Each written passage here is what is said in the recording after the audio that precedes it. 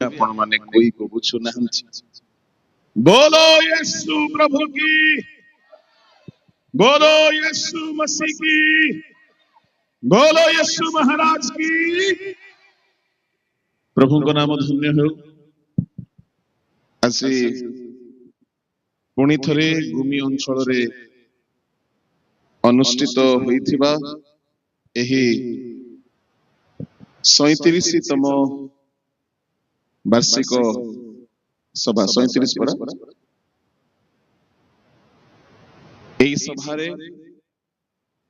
प्रभु को मु धन्यवाद दौ मंचासीन बीआईसी रो चेयरमैन महाशय को, सेक्रेटरी महाशय को, पुणी आते कर्तृपक्ष अच्छी पालकगण पालिका माने एवं जेते प्रभु दास दासी विश्वासी विश्वासिनी समस्त को मो पक्षर बहुत बहुत साधुवाद नमस्कार ज्ञापन। आसंतु आमे प्रार्थना करिबा। प्रार्थना सहित आमे वाक्य आड़ को अग्रसर हेबा। आमे ठीक टाइम रे अछु। Hallelujah, praise the Lord.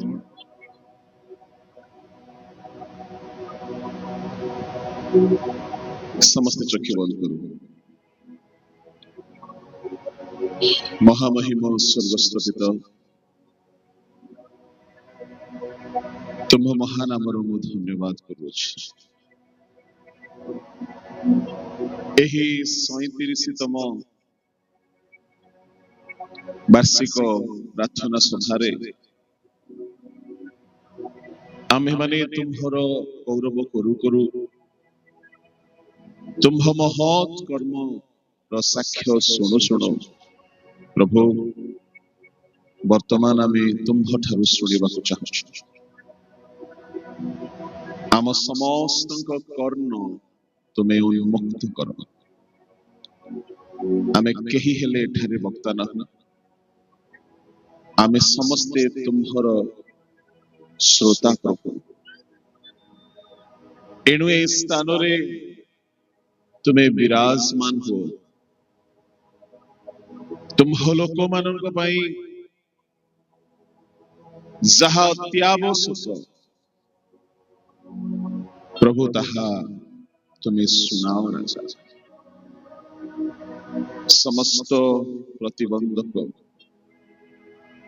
मनुष्यर कल्पना युक्ति तथ्य समाप्त हो। तुम्ह आत्मा एठारे कार्य करंतु। आमे समस्ते प्रभु तुम सानिध्य रे हजिबाकु चाहछु, सिक्त हेबाकु चाहछु। तुम स्वर्ग उन्मुक्त करी ओल्हाई आस प्रभु एवं आमर कथा प्रत्येक को तुम्हार बलवान हस्तरे समर्पण करी ये प्रार्थना यीशु का नाम रे मांगे, आमेन।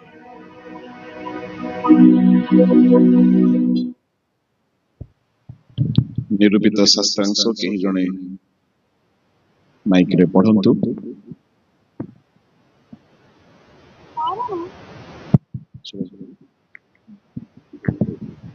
कारण आरंभरे आंभ मानकर जो विश्वास थिला ताहा जदि शेष पर्यंत दृढ़ रूपे धरी रखु ताहेले कृष्ण को सहभागी होई रहिबु।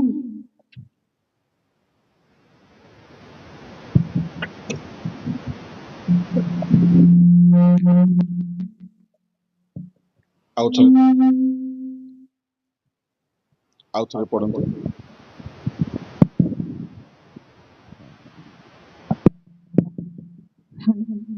कारण आरंभरे आंभ मानकर जो विश्वास थिला ताहा जदि शेष पर्यंत दृढ़ रूपे धरी रखु ताहेले कृष्ण को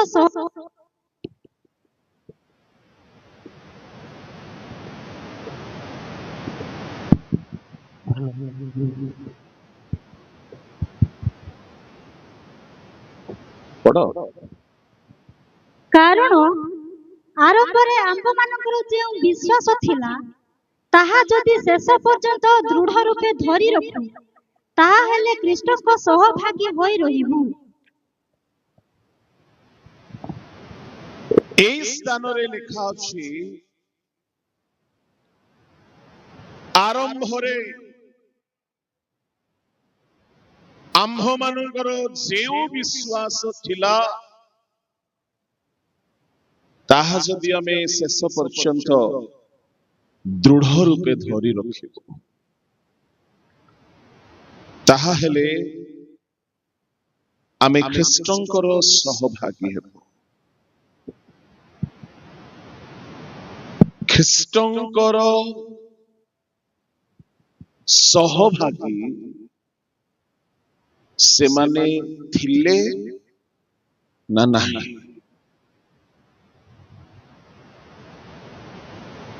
ସେମାନେ ଖ୍ରୀଷ୍ଟ ବିଶ୍ୱାସୀ ଥିଲେ,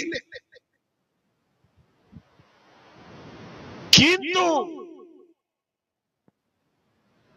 ସେଇ ସ୍ଥାନରେ କୁହାଯାଉଛି ଅନନ୍ତ କାଳ ଖ୍ରୀଷ୍ଟଙ୍କର ସହଭାଗୀ ହେବା କଥା। ଯେହେତୁ ଶେଷ ପରେ କାହାର କି ପ୍ରକାର ସହଭାଗୀ?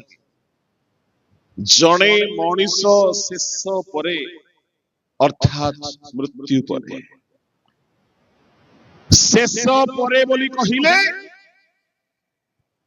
ଅନନ୍ତ ବିଚାର ପରେ ଜଣେ ମଣିଷ ହୁଏତ ନର୍କର ସହଭାଗୀ ହୋଇ ଶୈତାନର ହବ ବା ସ୍ୱର୍ଗର ଅଂଶୀ ହୋଇ ଖ୍ରୀଷ୍ଟଙ୍କର ସହଭାଗୀ ହେବ। ଏଣୁ ଈଶ୍ୱରଙ୍କ ଲୋକମାନେ ଆମର ଆରମ୍ଭ ଭଲ ହେବା ଯଥେଷ୍ଟ ନାହିଁ। ମୁଁ ଆଜି ଏବଂ ଯେବେ ବି BIC ର କୌଣସି ଆଞ୍ଚଳିକ ସଭାକୁ ଆସେ ଆଉ ଜନସଂଖ୍ୟା ଦେଖେ, ମୁଁ ସତ୍ୟ କହୁଅଛି ଏଥିରେ ତିଳେ ମାତ୍ର ମିଥ୍ୟା ନାହିଁ କି ତିଳେ ମାତ୍ର ବଡ଼ିମା କରିବାର କଥା ବା ମନୁଷ୍ୟ ପ୍ରଶଂସା କରିବାର କଥା ନାହିଁ। ମୁଁ ବହୁତ ଆନନ୍ଦ ଅନୁଭବ କରେ। କାହିଁକି ପ୍ରାୟ 40 ବର୍ଷ 35 ବର୍ଷ ପୂର୍ବରୁ এই ଅଞ୍ଚଳ ଘଞ୍ଚ ଜଙ୍ଗଲ ଅଞ୍ଚଳ ଥିଲା। ହିଂସ୍ରକ ଜନ୍ତୁ ମାନେ ଅତି ପ୍ରବଳ ମାତ୍ରାରେ ଥିଲେ। ଆଉ ସେ ସମୟରେ ମିଶନେରୀ ମାନେ ଆସି ପ୍ରାଣ ବିପଦରେ ପକାଇ ପ୍ରଭୁଙ୍କ କାମ କରିଛନ୍ତି। ଆଉ ଆଜି ଆମେ ଶୁଣୁଥିଲୁ ପ୍ରାୟ କେତୋଟି ମଣ୍ଡଳୀ ଅଛି ଓଡ଼ିଶାରେ? 200, ପ୍ରାୟ 200ଟି ମଣ୍ଡଳୀ। ଯଦି ସେମିତି 35-40 ବର୍ଷ ପୂର୍ବେ ମିଶନେରୀ ମାନେ ଆସିନଥାନ୍ତେ, ଆଜି ଏଠାରେ ଏ ସମାବେଶ ହେଇନଥାନ୍ତା। ଆଉ ମୁଁ ଅଳ୍ପ ବହୁତ ଶୁଣିଛି, ଦେଖିଛି, ଯୋଉ ପ୍ରଭୁଙ୍କ ଦାସ ମାନେ କାମ ଆରମ୍ଭ କରିଥିଲେ ଆଉ ଏପର୍ଯ୍ୟନ୍ତ ଆପଣ ମାନଙ୍କ ଗହଣରେ କରି ଆସୁଛନ୍ତି, ପ୍ରଭୁ ସେମାନଙ୍କୁ ବ୍ୟବହାର କରିଛନ୍ତି। ସେମାନଙ୍କୁ ଆତ୍ମା ଲାଭ କରିବା ପାଇଁ ଶକ୍ତି ଦେଇଥିଲେ, ଶୟତାନ ସହିତ ଯୁଦ୍ଧ କରିବା ପାଇଁ ଶକ୍ତି ଦେଇଥିଲେ। ଗୁଣି ଗାରୁଡି ତନ୍ତ୍ର ମନ୍ତ୍ର ବିରୁଦ୍ଧରେ ଯୁଦ୍ଧ କରି ଶୟତାନର କବଳରୁ ଲୋକମାନଙ୍କୁ ମୁକ୍ତ କରିବା ପାଇଁ ବ୍ୟବହାର କରିଥିଲେ। ତେଣୁ ଏଠାରେ ଆତ୍ମା ଲାଭ ହେଲା। ଏଇଟା ହଉଛି BIC ର ଆରମ୍ଭ। ଆଉ ଦିନକୁ ଦିନ ସଂଖ୍ୟା ବଢି ଚାଲିଲା। ଆଗମନ ବିଳମ୍ବ ହେଲେ ଆହୁରି ବଢିବ।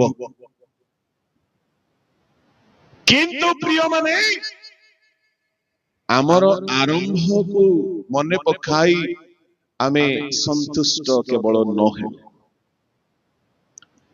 ଯେଉଁ ଉଦ୍ୟୋଗ ଆମର ଆରମ୍ଭରେ ଥିଲା ଶେଷ ପର୍ଯ୍ୟନ୍ତ ସେଇ ଉଦ୍ଯୋଗ ଆମର ରହିବା ଦରକାର। ଆରମ୍ଭରେ ଯେଉଁ ପ୍ରକାର ଆମେ ଈଶ୍ୱର ପରାୟଣ ହୋଇଥିଲୁ, ଆଜି ସମୀକ୍ଷାର ପ୍ରସଙ୍ଗ ଅଟେ। ଆଜି ଆମେ ସେମିତି ଅଛୁ। କେବଳ ସେବା କାର୍ଯ୍ୟରେ ନୁହଁ, ସଂସାରରେ କଣ ଆମେ ଦେଖୁନାହୁଁ? ଯଦି କୌଣସି ବିଷୟ ଆରମ୍ଭ କରାଯାଏ ଆଉ ତାର ଶେଷ ଯଦି ଭଲ ହୁଏ ନାହିଁ, କିଛି ଲାଭ ହବ ନାହିଁ। ସଂସାରରେ ମଧ୍ୟ ଜଣେ ସ୍କୁଲ ଯିବାକୁ ଆରମ୍ଭ କଲା, 2 ମାସ ଯାଇକି ରହିଗଲା, କଣ ଲାଭ ହେବ ତାର? କିଛି ଲାଭ ହବ ନାହିଁ। ଜଣେ ବାଇବଲ ଟ୍ରେନିଂ କୁ ଗଲା, 2 ମାସରେ ବନ୍ଦ କରି ପଳେଇ ଆସିଲା, କିଛି ଲାଭ ହବ ନାହିଁ। ଆଜି ମୁଁ ଦେଖୁଥିଲି ଆମ ବିଆଇସି ର ଚେୟାରମ୍ୟାନ ମହାଶୟ, ସେ ଦୀର୍ଘ ବର୍ଷ ବିଆଇସି ରେ ରହିଲେ ବୋଲି ଚେୟାରମ୍ୟାନ ହେଇପାରିଲେ। ପ୍ରେଜ୍ ଦ ଲର୍ଡ। ଯଦି 6 ମାସ ବା 6 ବର୍ଷ ପରେ ପଳେଇଥିଲେ ହେଇନଥାନ୍ତା। ମୁଁ ସବୁ ୟଙ୍ଗ ମିଶନାରୀ ମାନଙ୍କୁ କହିବି, ଆରମ୍ଭ କଲେ ଯଥେଷ୍ଟ, ଶେଷ ଯାଏ ଚାଲିବାକୁ ପଡିବ। ହଁ, ଯଦି ପ୍ରଭୁ କାହାକୁ ବେଳେ ବେଳେ ସେବା ବଦଳାନ୍ତି, ସେଇଟା ବି ଅଛି। କାହାର ସେବା ସେ ବଦଳାନ୍ତି, ବାଇବଲରେ ତହିଁର ମଧ୍ୟ ପ୍ରମାଣ ଅଛି। ଯଦି ପ୍ରଭୁଙ୍କ ଆଡୁ କିଛି ବଦଳୁଛି ତାହା ଭଲ ଅଛି। କିନ୍ତୁ ଜଣେ ଯଦି ଆରମ୍ଭ କରି ନିଜ ଇଚ୍ଛାରେ ଯଦି ଅଧା ରାସ୍ତାରେ ରହିଯାଉଛି, ଇସ୍କାରିୟତ ଯିହୁଦା ପରି, ସେ ଯୋଗ୍ୟ ହେଇପାରିବ ନାହିଁ। ଜଣେ ଯଦି ଆରମ୍ଭ କଲା ଆଉ ଅଧା ରାସ୍ତାରେ ସାଉଲ ରାଜା ପରି ବାଟ ବଣା ହେଇଗଲା, ସେ ଆଶୀର୍ବାଦ ପାଇପାରିବ ନାହିଁ। ସେ ସେବକ, ମିଶନାରୀ, ପାଳକ, ପ୍ରଚାରକ ହେଉନ୍ତୁ, କିଏ ବା ବିଶ୍ୱାସୀ ମାନେ ହେଉନ୍ତୁ, ଛୋଟ କାମ ହେଉ ବଡ କାମ ହଉ। ମୁଁ କାଲି କହୁଥିଲି, ସଂସାରରେ ଛୋଟ ଛୋଟ ବିଷୟରେ ଆପଣ ଯଦି କାମ ଆରମ୍ଭ କଲେ ଅଧାରେ ଛାଡ଼ିଦେବେ। କେହି କେହି ଏକ୍ସରସାଇଜ, ଜିମ୍, ଫିଟନେସ ପାଇଁ ବ୍ୟାୟାମ ଆରମ୍ଭ କରନ୍ତି, 2 ଦିନ ବନ୍ଦ କରିଦିଅନ୍ତି, କିଛି ଲାଭ ହବ ନାହିଁ। ଭାତ ରାନ୍ଧିବା ପାଇଁ ଚାଉଳ ବସାଇଲେ ଅଧାରେ ଚୁଲି ବନ୍ଦ କରିଦେଲେ, ଭାତ ହବନି। ଏଣୁ ମୁଁ କହିବା ପାଇଁ ଚାହେଁ, ଯେ କୌଣସି କାମ ହେଉନା କାହିଁକି, ଆରମ୍ଭ ଠାରୁ ଶେଷ ଯାଏ ଜାରି ରଖିବାକୁ ପଡିବ। ବାଇବଲରେ ବହୁତ ଲୋକମାନେ ଆରମ୍ଭ କଲେ, ଶେଷ କଲେ ନାହିଁ, ବର୍ବାଦ ହେଇଗଲେ।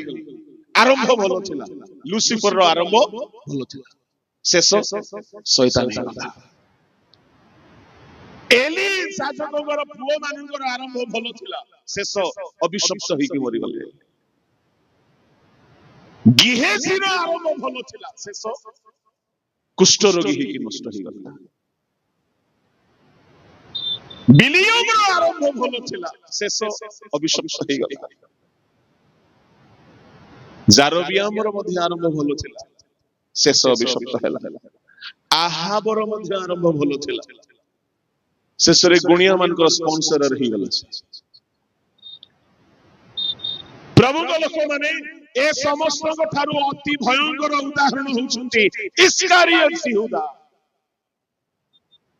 ତାର ଆରମ୍ଭ ବହୁତ ଭଲ ଥିଲା, ଇନଫ୍ୟାକ୍ଟ ଆମ ସମସ୍ତଙ୍କ ଠାରୁ ଭଲ ଥିଲା ତାର ଆରମ୍ଭ। କେମିତି ତାର ଆରମ୍ଭ ଭଲ ଥିଲା ବୋଲି କହିଲେ, ଆମେ ଏଠାରେ ଯେତେ ମିଶନାରୀ, ପାଳକ, ପ୍ରଚାରକ ଅଛୁ, ଅଳ୍ପ ହଉ କି ବେଶୀ ହଉ ଖଣ୍ଡେ ଦରମା ପାଉଛୁ, କିନ୍ତୁ ଇସ୍କାରିୟତ ଯିହୁଦା ଦରମା ପାଉନଥିଲେ। ମାନେ ଟଙ୍କା ପଇସାର ଲୋଭ ଆରମ୍ଭରେ ତା ପାଖରେ ନଥିଲା। Look at the beginning of the disciple of Jesus, Iscariot Judah. ତାର ଆରମ୍ଭରେ ସେ ଲୋଭ ଶୂନ୍ୟ ଥିଲା, କିଛି ପାଇବାର ଆଶା ବି ରଖୁନଥିଲା। ଆରମ୍ଭ ଭଲ ଥିଲା। ମୁଁ ତାର କେତୋଟି କଥା ଭାବୁଥିଲି, ଟିକେ କହିଦେବି ଆପଣ ମାନଙ୍କୁ। ଆଜି ବହୁତ କଥା କହିବା ପାଇଁ ମୁଁ ଚିନ୍ତା କରୁଛି, କିନ୍ତୁ ମୁଁ ଜାଣି ନାହିଁ କେତେ ସମୟ। ଏ ସମୟ ସମସ୍ୟା କଣ ହୁଏ ଜାଣିଛନ୍ତି? ଭେଣ୍ଡିଆ ମାନେ କହନ୍ତି ଆଜ୍ଞା 2 ଘଣ୍ଟା ନିଅନ୍ତି, ପରିଚାଳନା କରିବା ଲୋକ ଆଜ୍ଞା 50 ମିନିଟ୍ ନିଅନ୍ତି। ଆମେ ଓଡିଆରେ ପଢୁଛୁ। ହାଲେଲୁୟା, ଏଥିରେ ମଧ୍ୟ ହାଲେଲୁୟା। ମୁଁ ସଂକ୍ଷିପ୍ତରେ କହିବାଟା ଶିଖୁଛି। Praise the Lord। ପୁରା ଶିଖି ନାହିଁ, ଶିଖୁଛି। ମୁଁ ଜାଣିଛି ମୁଁ ସଂକ୍ଷିପ୍ତରେ କହିପାରୁନାହିଁ, ଏଇଟା ମୋର ଦୁର୍ବଳତା। ଶିଖିବାକୁ ପଡିବ। ପ୍ରଥମ କ୍ଲାସ ପଢିଲା ବେଳକୁ ବଡ ଅ ଲେଖିବେ ଆଜ୍ଞା, କଲେଜରେ ପଢିଲେ ବଡ ଅ ଲେଖିବେ କି ଛୋଟରେ ଲେଖି ସାରିದೆ। ଛୋଟରେ କହିବାଟା ମତେ ବୁଝୁନାହିଁ। ଏବେ ମୁଁ ପ୍ରଥମ ଶ୍ରେଣୀ ଯାକ ପଢୁଛି, ଭଲ ଲାଗୁଛି। ମୋ ପାଇଁ ପ୍ରାର୍ଥନା କରନ୍ତୁ, ମୁଁ ଶିଖିବାକୁ ଚାହୁଁଛି। କମ ସମୟରେ ସଲିଡ ଧମାକା ହେବାର ଅଛି। କାହିଁକି ଆଜିକାଲି ଆଉ ଟେଷ୍ଟ କ୍ରିକେଟ ପସନ୍ଦ କରୁନାହାନ୍ତି। 2020 ଲୋକ ପାଖରେ ଆଉ ସମୟ ନାହିଁ ଘଣ୍ଟା ଘଣ୍ଟା ବସିବା ପାଇଁ। ପ୍ରଭୁଙ୍କ ଲୋକମାନେ ଇସ୍କାରିୟତ ଯିହୁଦା, ଯଦି ଆପଣ ସମୀକ୍ଷା କରିବେ ତା ଜୀବନକୁ, ତାର ବିଗିନିଂ ରେ ସେ ପ୍ରଭୁଙ୍କୁ ବହୁତ ପ୍ରେମ କରୁଥିଲା। କେମିତି ଆମେ କହିପାରିବା ସେ ପ୍ରଭୁଙ୍କୁ ବହୁତ ପ୍ରେମ କରୁଥିଲା ବୋଲି? ସର୍ବସ୍ୱ ତ୍ୟାଗୀ ହେଇକି ଆସିଥିଲା ଆଜ୍ଞା। ଘର, କୁଟୁମ୍ବ, ପରିବାର, ସମ୍ପତ୍ତି, ସ୍ତ୍ରୀ, ପିଲା ଛୁଆ ସବୁ ଛାଡିକି ଯୀଶୁଙ୍କ ପଛରେ ବୁଲୁଥିଲା। ମାନେ ଭାବି ଦେଖନ୍ତୁ, ସେତିକି ତ ଆମେ ଏ ଯାଏ କରିଛୁ କି? ଘର, ସ୍ତ୍ରୀ, ପରିବାର, ପିଲା ଛୁଆ, ଗାଁ ସବୁ ଛାଡି ଦେଇଛି ଯୀଶୁଙ୍କ ପାଇଁ। ତା ମାନେ ତାର ଆରମ୍ଭରେ ସେ ଈଶ୍ୱରଙ୍କୁ ହିଁ ପ୍ରେମ କରୁଥିଲା, ପଇସାକୁ କରୁନଥିଲା।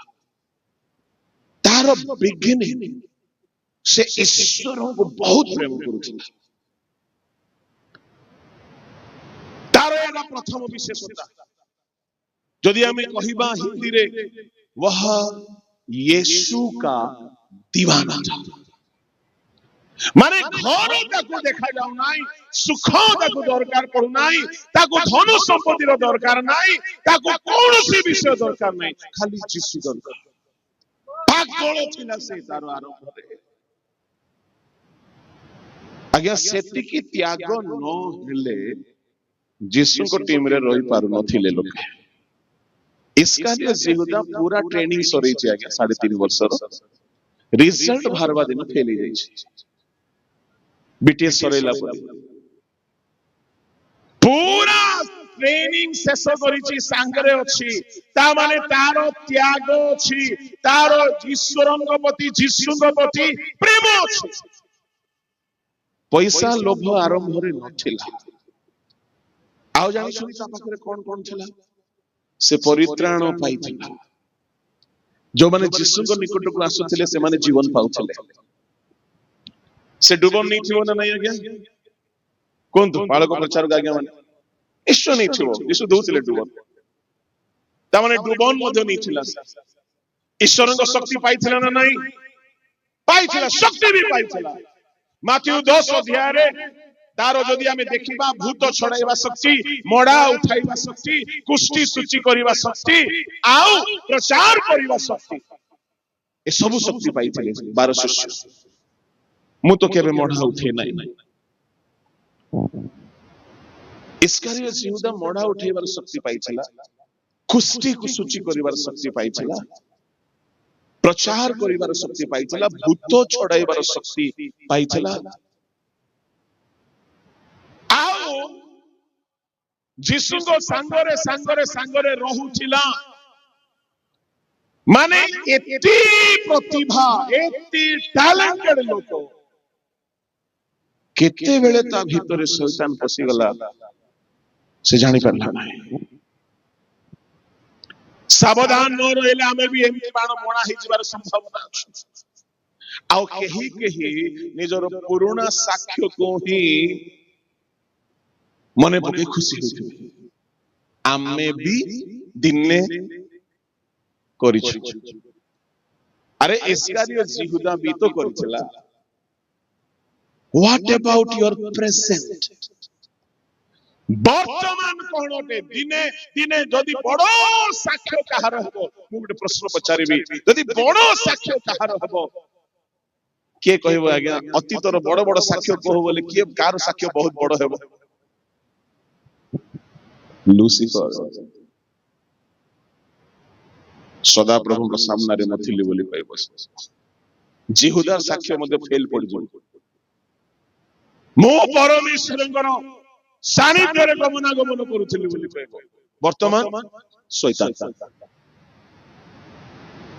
ଆମର ଅତୀତରେ ଆମେ କଣ କରିଛୁ, କେତେ କାମ କରିଛୁ, କେତେ ଆତ୍ମା ଲାଭ କରିଛୁ, କେତେ ବ୍ୟବହାର ହେଇଛୁ, ଆଉ ଯଦି ବର୍ତ୍ତମାନରେ ଟିକେ ବି ନାହିଁ, ତାହେଲେ ଆମେ ବିପଥଗାମୀ ହେଇଯାଇଛୁ।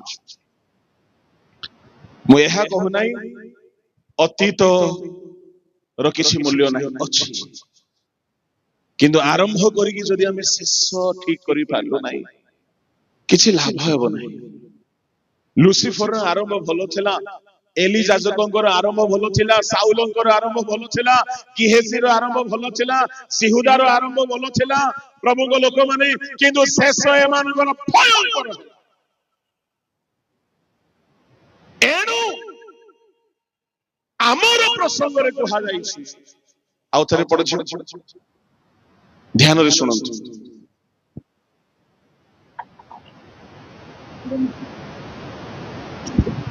କାରଣ ଆରମ୍ଭରେ ଆମ୍ଭମାନଙ୍କର ଯେଉଁ ବିଶ୍ୱାସ ଥିଲା, ତାହା ଯଦି ଶେଷ ପର୍ଯ୍ୟନ୍ତ ଦୃଢ ରୂପେ ଧରି ରଖୁ, ତାହା ହେଲେ ଖ୍ରୀଷ୍ଟଙ୍କ ସହଭାଗୀ ହୋଇ ରହିବୁ।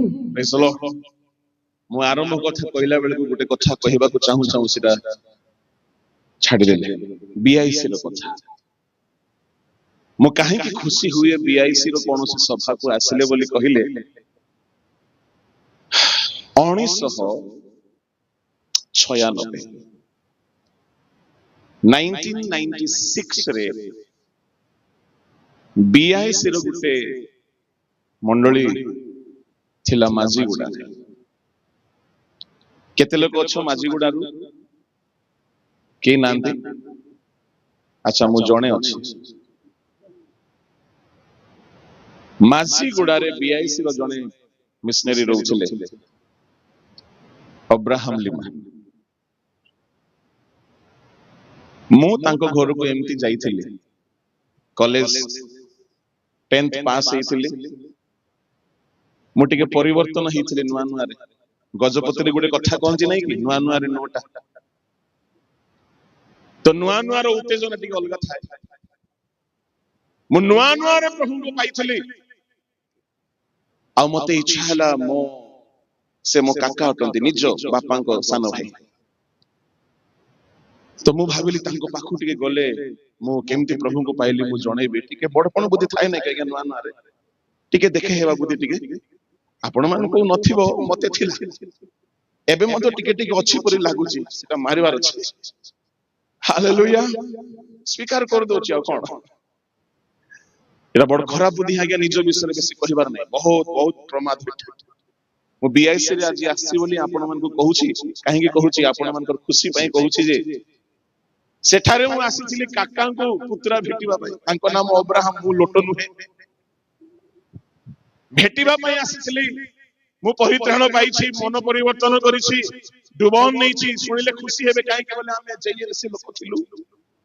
ଡୁବନ ନେଇଛୁ ବୋଲେ ବଡ କଥା, ସେଟା ବଡ ଚ୍ୟାଲେଞ୍ଜିଂ ପାଲ ଆଜ୍ଞା, ଜାଣୁଛୁ, ବଡ ଚ୍ୟାଲେଞ୍ଜିଂ।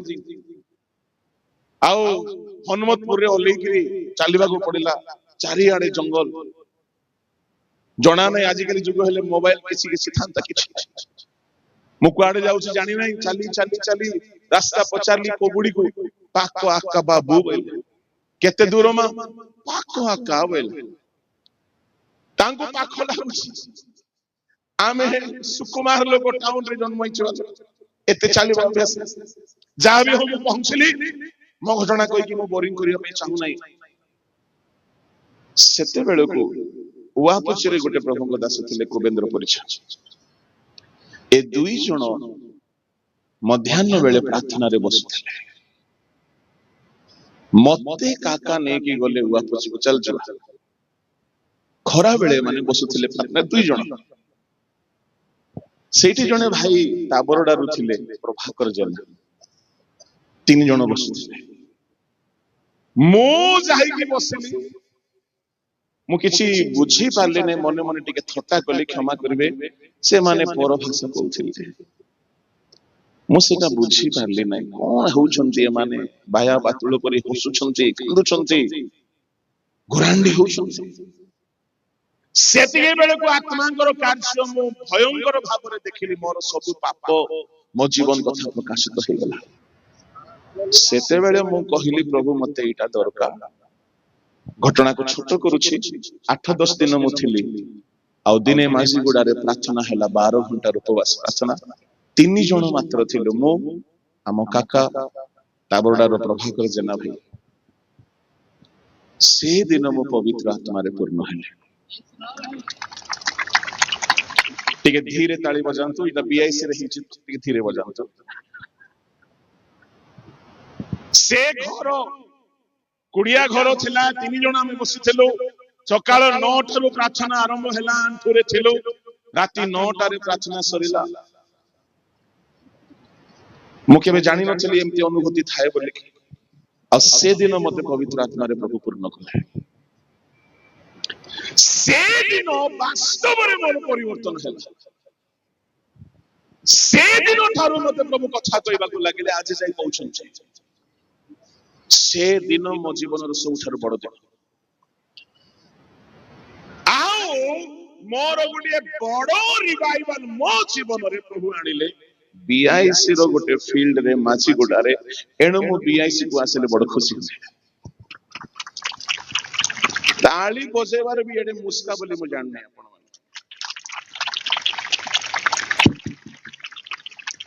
ଟିକେ ଜୋରରେ ବଜାନ୍ତୁ। ବୋଲୋ ୟୀଶୁ ମसीह କି। ମୋର କହିବାର ଭାବ, BIC ର ଫିଲ୍ଡ ମାନଙ୍କରେ ଏମିତି ଏମିତି କାମ ପ୍ରଭୁ କରିଛନ୍ତି। ଯଦି ମୁଁ ପରିତ୍ରାଣ ନାହିଁ, ପରିତ୍ରାଣ ନାହିଁ, ପବିତ୍ର ଆତ୍ମା ଯଦି ପାଇଛି, BIC ର ଫିଲ୍ଡରେ ପାଇଛି। ହାଲେଲୁୟା, ପ୍ରେଜ୍ ଦ ଲର୍ଡ। ଏଣୁ ମୋତେ ବହୁତ ଖୁସି ଲାଗେ BIC ର କୌଣସି ସଭାକୁ ଆସିଲେ। ମୁଁ ଭାରି ଖୁସି ହେବି, କୋଉ ଘର ସିନା, ସେ ଘର ଲୋକ ଯଦି କେବେ ଭେଟ ହେବେ ଭାରି ଖୁସି ହେଇଥାନ୍ତି। ମୁଁ ତ ଚିହ୍ନି ପାରିବି ନାହିଁ। ଗୋଟେ ତାଙ୍କ ଘରେ ଭଡାରେ ରହୁଥିଲେ ପାଳକ। କିନ୍ତୁ ପ୍ରଭୁଙ୍କ ଲୋକମାନେ ବଣ ଜଙ୍ଗଲରେ ପ୍ରଭୁ ଆମକୁ ରେଡି କଲେ ଓଡିଶାର ବଡ ବଡ ସଭାରେ ଠିଆ କରିବା ପାଇଁ। ଏଇଟା ହଉଛି BIC ର ଆରମ୍ଭ, ରିଭାଇଭାଲ। କୋଉ ଗୁଣିଆ ଠିଆ ହେଇ ପାରିଲା ନାହିଁ, କୋଉ ତାନ୍ତ୍ରିକ ଠିଆ ହେଇ ପାରିଲା ନାହିଁ, କୋଉ ମନ୍ଦ ଶକ୍ତି କୌଣସି ପାଳକକୁ ମାରି ପାରିଲା ନାହିଁ। ଏମିତି ପ୍ରଚାରକ ମାନେ ଆପଣ ମାନଙ୍କର ଅଛନ୍ତି। ଏଇଟା ହଉଛି ଆରମ୍ଭ।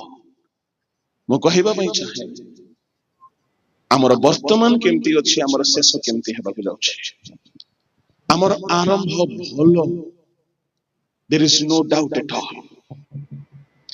But what about our future ending? ଆମ ସମସ୍ତଙ୍କର ଆରମ୍ଭ ପ୍ରାୟ ଭଲ ଅଛି, କିନ୍ତୁ ଆମର ଶେଷ କଣ ହେବା ଉଚିତ? ପ୍ରଭୁଙ୍କ ଲୋକମାନେ ଆରମ୍ଭ ଅପେକ୍ଷା ସମାପ୍ତି ଭଲ ହେଉ, ପ୍ରଭୁ ତାହା ଆଶା କରନ୍ତି। ସେଇ ପଦରେ ଲେଖା ଅଛି। ଆଉ ଥରେ ପଢୁଛୁ, ଗୋଟିଏ ଶବ୍ଦ ସେଠାରୁ ନେଇକି ମୁଁ ଆଜି ପ୍ରସଙ୍ଗ ଆରମ୍ଭ କରିବାକୁ ଯାଉଛି। କାରଣ ଆରମ୍ଭରେ ଆମ୍ଭମାନଙ୍କର ଯେଉଁ ବିଶ୍ୱାସ ଥିଲା, ତାହା ଯଦି ଶେଷ ପର୍ଯ୍ୟନ୍ତ ଦୃଢ ରୂପେ ଧରି ରଖୁ, ତାହେଲେ କୃଷ୍ଣଙ୍କ ସହଭାଗୀ ହୋଇ ରହିବୁ। ଯେଉଁ ବିଶ୍ୱାସ ଥିଲା ताको शेष पर्यंत दृढ़ रूपे समस्ते कहतु दृढ़ रूपे ताको शेष पर्यंत दृढ़ रूपे धरी रखा पड़ो। शुणु दृढ़ बोली कहले केमती एमिति धरिबार अछि जे किए जेमती छड़ेई न देबो। Hallelujah praise the Lord. बेले बेले पिला मन को हाथ के छड़ेई न दे शयतान छड़ाई नेबा पई चाहूछि। आमे जहा पाइछु आमे परित्राण पाइछु आमे डुबन नैछु आमे प्रभु को शक्ति पाइछु आमे दान पाइछु आमे पवित्रता पाइछु आमे आत्मिकता पाइछु आमे जहा भी पाइछु से संतुष्ट नुहे से खुशी नुहे। एणु कुहागला तुमर जो विश्वास अछि ताको दृढ़ रूपे धर जोर रे धरिबा पड़िबो। Praise the Lord hallelujah. एमिति धरिबार अछि जे के हेले न छोड़े परिबार अछि। केमति धरिबे आ कोन कोन धरिबे ए दुईटी कथा कहबे 4 घंटार कथा 40 मिनिट रे कहबे बोली भाबुची। ओके मते विश्वास पे करंतु नहीं। बोलो यीशु महाराज की हालेलुया। नहीं मु कहबी शॉर्टकट रे ही कहबी प्रभु को नाम धन्य हो।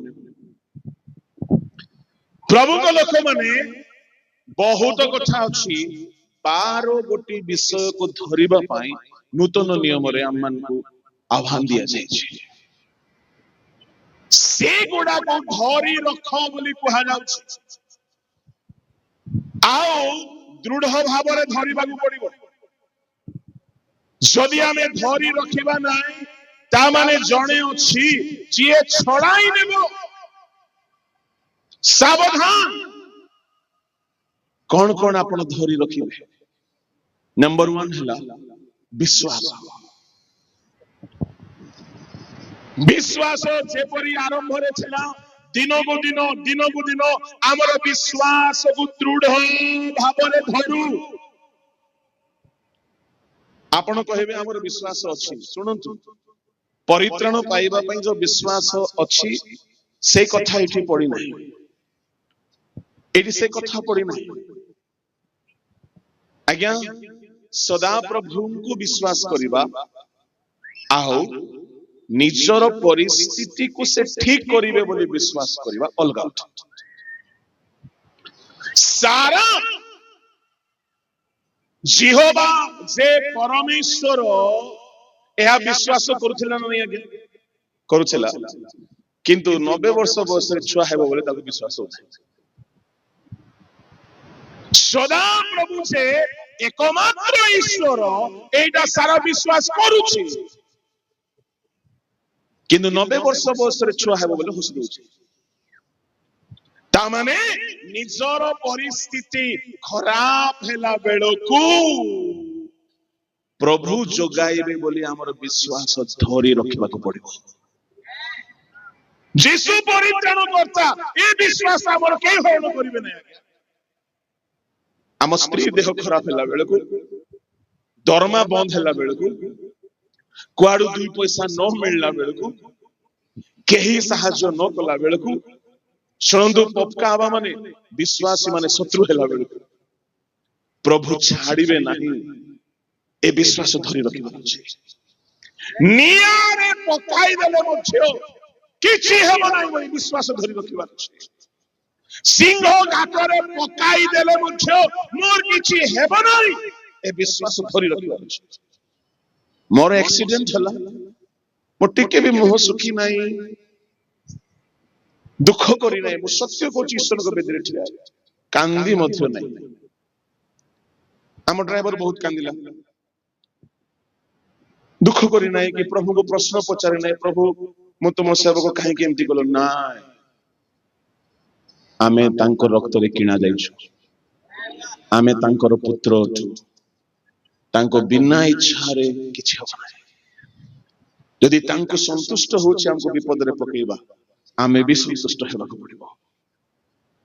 Hallelujah hallelujah. ଏତେ ଶସ୍ତା ନାହିଁ ଆଜ୍ଞା, ଆମ ଜୀବନ ବହୁମୂଲ୍ୟ ରକ୍ତରେ କିଣା ଯାଇଛି। ଆମର ସବୁବେଳେ ବିଶ୍ୱାସ ଧରି ରଖିବା ଦରକାର। ଜାହାଜ ଭାଙ୍ଗି ଗଲା ପାଉଲଙ୍କର, ଯାଉ ଯାଉ କହିଲେ କେହି ବି ଭୟ କର ନାହିଁ, ଆମେ ସମସ୍ତେ କୁଶଳରେ ପହଞ୍ଚିବା। ବେଳେ ବେଳେ ସବୁ ରାସ୍ତା ବନ୍ଦ ଦେଖାଗଲେ ବି ଆମକୁ ବିଶ୍ୱାସ ରଖିବାକୁ ପଡିବ। ବିଶ୍ୱାସର ଡେଫିନେସନ କଣ ଅଟେ? ବହୁତ ଡେଫିନେସନ ଅଛି, ବହୁତ ଅଛି। ଏବେ 11:1 ବି ଲେଖା ଅଛି, କିନ୍ତୁ ତାହା ମୁଁ କହିବି ନାହିଁ। ରୋମିଓ 4 ଅଧ୍ୟାୟରେ ବିଶ୍ୱାସର ଗୋଟିଏ ସଂଜ୍ଞା ଲେଖା ଅଛି। ତାହା ହଉଛି ବଡ ସୁନ୍ଦର କଥା। ପଢନ୍ତୁ 18 ପଦ। ବିଶ୍ୱାସ କଣ ଅଟେ? ଏହିପରି ତୁମ୍ଭର ବଂଶ ହେବ। ଏହି ଯେଉଁ କଥା କୁହାଯାଇଥିଲା, ତଦନୁସାରେ ସେ ଯେପରି ବହୁ ଜାତିର ପିତା ହୁଅନ୍ତି, ସେଥି ନିମନ୍ତେ ଆଶା ନଥିଲେ ସୁଦ୍ଧା ଆଶା ରଖି ସେ ବିଶ୍ୱାସ କଲେ। ଆଶା ନଥିଲେ ସୁଦ୍ଧା ସେ ଆଶା ରଖିକି ବିଶ୍ୱାସ କଲେ। ଶୁଣନ୍ତୁ ଈଶ୍ୱରଙ୍କ ଲୋକମାନେ, ବିଶ୍ୱାସ କଣ ବୋଲି କହିଲେ? ଯୋଉଠି ଆଶା ନଥିବ ସେଠି ଆଶା ରଖିବ, ଏଇଟା ହଉଛି ବିଶ୍ୱାସ। ପ୍ରେଜ୍ ଦ ଲର୍ଡ, ହାଲେଲୁୟା। ଆପଣଙ୍କୁ କୋଉ ଫିଲ୍ଡକୁ ପଠାଯିବ, ସେଠି କିଛି ଆଶା ଲାଗୁନଥିବ, ଖାଲି ଖ୍ରୀଷ୍ଟିଆନ ଶତ୍ରୁ ମାନେ ଥିବେ, ସେଇଠି ଆଶା ରଖିକି ଠିଆ ହେବାକୁ ପଡିବ। ଏଇଟା ହଉଛି ବିଶ୍ୱାସ। ହାଲେଲୁୟା, ପ୍ରେଜ୍ ଦ ଲର୍ଡ। ଯେତେବେଳେ ଆପଣଙ୍କର ପୁଅ ବଡ ହେଲାଣି, ଝିଅ ବଡ ହେଲାଣି, ମଦ ପିଉଛି, ଦୁଷ୍ଟ ହେଉଛି, କିଛି ଆଶା ଲାଗୁନାହିଁ କି ସେ ବଦଳିବ, ହେଲେ ବି ଆଶା ରଖନ୍ତୁ, ସେଇଟା ହଉଛି ବିଶ୍ୱାସ। ଯୀଶୁ ପରିତ୍ରାଣ କଲି ବିଶ୍ୱାସ କରିବାଟା ସେଇଟା ଅଲଗା, ସେଇଟା ଦରକାର, ସେଇଟା ଆରମ୍ଭ। କିନ୍ତୁ ଦୁଃଖ ଆସିଲା ବେଳକୁ, ସମସ୍ୟା ଆସିଲା ବେଳକୁ ଆଶା ନଥିଲେ ବି ଆଶା ରଖିବାକୁ ପଡିବ। ଜିଖରିଓ ଏଲିସାବେଥ ପରି ହେବାକୁ ନାହିଁ ଆଜ୍ଞା। ଏ ବୁଢା ବୁଢୀ ଦୁଇଟା ଖୁବ ପ୍ରାର୍ଥନା କରିଛନ୍ତି। କଣ ପାଇଁ ପ୍ରାର୍ଥନା କରିଛନ୍ତି? ପ୍ରଭୁ ଆମକୁ ଗୋଟେ ପୁଅ ଦିଅ ବୋଲି ପ୍ରାର୍ଥନା କରିଛନ୍ତି। ଶୁଣନ୍ତୁ, ପ୍ରାର୍ଥନା ଖୁବ ହେଇଛି। ଲୁକ 1 ଅଧ୍ୟାୟରେ ପ୍ରଭୁ ତାଙ୍କର ପ୍ରାର୍ଥନା ଶୁଣିକି ଗାବ୍ରିଏଲକୁ ପଠାଇଲେ, ଆଉ ଗାବ୍ରିଏଲ ସ୍ୱର୍ଗଦୂତ ଆସିକି ତାଙ୍କୁ କହୁଛନ୍ତି ତୁମର ପ୍ରାର୍ଥନା ଶୁଣା ଯାଇଛି। ପଢନ୍ତୁ 1 ଅଧ୍ୟାୟର 13 ପଦ। କିନ୍ତୁ ଦୂତ ତାଙ୍କୁ କହିଲେ, ଜିଖରିଓ, ଭୟ କର ନାହିଁ, କାରଣ ତୁମ୍ଭର ନିବେଦନ ଶୁଣା ଯାଇଅଛି, ଆଉ ତୁମ୍ଭର ବାଝା ଏଲିସାବେଥ ତୁମ୍ଭ ନିମନ୍ତେ ଗୋଟିଏ ପୁତ୍ର ପ୍ରସବ କରିବେ, ପୁଣି ତୁମ୍ଭେ ତାହାର ନାମ ଯୋହନ ଦେବ। ଶୁଣନ୍ତୁ, ଦୂତ କହିଲେ ଜିଖରିଓ, ଭୟ କର ନାହିଁ, କାରଣ ତୁମ୍ଭର ନିବେଦନ ଶୁଣା ଯାଇଛି, ତୁମର ଗୋଟିଏ ପୁତ୍ର ହେବ, ତାର ନାମ ଯୋହନ ହେବ। ଗାବ୍ରିଏଲ କହୁଛନ୍ତି, ଜିଖରିଓ, ତୁମର ପ୍ରାର୍ଥନା ପ୍ରଭୁ ଶୁଣିଛନ୍ତି। ଆମେ ହେଲେ ଖୁସି ହେଇଯାଇଥାନ୍ତୁ। ହଁ କି ମୋର ପ୍ରାର୍ଥନା ପ୍ରଭୁ ଶୁଣିଲେ? ହଁ ପ୍ରଭୁ ଶୁଣିଲେ। ଆଚ୍ଛା, ମୁଁ ପୁଅ ମାଗୁଥିଲି, ସେଇଟା ଶୁଣିଲେ କି? ସେଇଟା ଏକା ଶୁଣିଲେ। ଯଦି ସ୍ୱର୍ଗଦୂତ ଆମ ଅଞ୍ଚଳରେ ହେଇଥାନ୍ତା, ଏମିତି ଭାଷାରେ କଥା ହେଇଥାନ୍ତା, ସେଇଟା ପ୍ରାର୍ଥନା କଲୁ ନାହିଁ କି ଗୋଟେ ପୁଅ ଗୋଟେ ଦିଅ ବୋଲି, ସେଇଟା ଏକା ଶୁଣିଲେ। ହେଲେ ମତେ ପୁଅ ଦେବେ? ହଁ, ତୁମର ଗୋଟେ ପୁଅ ହେବ। ସେ ପୁଅର ନା ଯୋହନ ସାମୁଟିକା, ଯୋହନ ପସ୍କା, ଯୋହନ ଗେଗରାଙ୍ଗା। ଶୁଣୁଛ ଜିଖରିଓ ଯାକ? ଆଜ୍ଞା, ପ୍ରଭୁ ତାର ପ୍ରାର୍ଥନା ଶୁଣିଲେ ନା ନାହିଁ? ଶୁଣିଲେ। ପ୍ରଭୁ ଦେବେ ବୋଲି କହିଲେ ନା ନାହିଁ? ସ୍ୱର୍ଗଦୂତ ଠିଆ ହେଇଛନ୍ତି। ଦେଖନ୍ତୁ ଇଏ ପପକା ଆବାର କେତେ ବିଶ୍ୱାସ, ଟିକେ ଦେଖନ୍ତୁ ସେ କଣ ବୋଲି କହୁଛି 1 ଅଧ୍ୟାୟରେ 18 ପଦରେ। ଏଥିରେ ଜିଖରିଓ ଦୂତଙ୍କୁ କହିଲେ, ମୁଁ କେଉଁ ଚିହ୍ନ ଦ୍ୱାରା ଏହା ଜାଣିବି? କାରଣ ମୁଁ ତ ବୃଦ୍ଧ, ପୁଣି ମୋହର ଭାର୍ଯ୍ୟଙ୍କ ବୟସ ଅଧିକ ହେଲାଣି। ଦେଖୁଛ ଏ ବୁଢା, ସ୍ୱର୍ଗଦୂତ କହୁଛନ୍ତି ପରମେଶ୍ୱର ଶୁଣିଲେ ତୁମକୁ ପୁଅ ଦେବେ, ତାର ନାମ ଯୋହନ ହେବ। ये बुढ़ा कौचे शुणिले ठीक अच्छे पुओ हेबो ठीक अच्छे जे मो केमती जानिबी आगो विश्वास अछि कि आज्ञा ये कुटकुटा हमर काउरी आज्ञाकर भाषा रे आज्ञा बेसी कुटकुटा बोली कहउछंती तो ये कुटकुटा प्रार्थना करबा लोक आज्ञा गोड़ा पुड़ा हेगी प्रार्थना करबा लोक आंठेगी प्रार्थना करबा लोक किंतु प्रभु देवी बोले मोरा को विश्वास नाही एमती न हो आम लोक माने मध्य प्रार्थना बहुत कहंती किंतु प्रभु देवी बोले कि विश्वास नाही करि पकउछंती प्रार्थना स्वर्गदूत को प्रश्न पचारुछि गुडे चिन्ह देले सिना मु जानबी अरे तोर ससुर की स्वर्गदूत ना तोर अजा किए स्वर्गरु निखा गाब्रिएल गला मु सदा प्रभु को पाखरे ठिया हेई थारे बाबू किस बोले भाबु जते को संस्कार पक्का आबा नहीं को संस्कार प्रॉफिट नहीं सदा प्रभु को सामने करू भाई थाए तोते मोर कथा को डाउट लागु बेसी बकबक होउछो तोर पार्टी बंद जे जाय छुआ ही नहीं तार नाम रखा ही नहीं 144 धारा आज्ञा मोते कौन आश्चर्य लागिला जणे महायाजक किंतु विश्वास नहीं जणे प्रार्थनाकारी किंतु विश्वास नहीं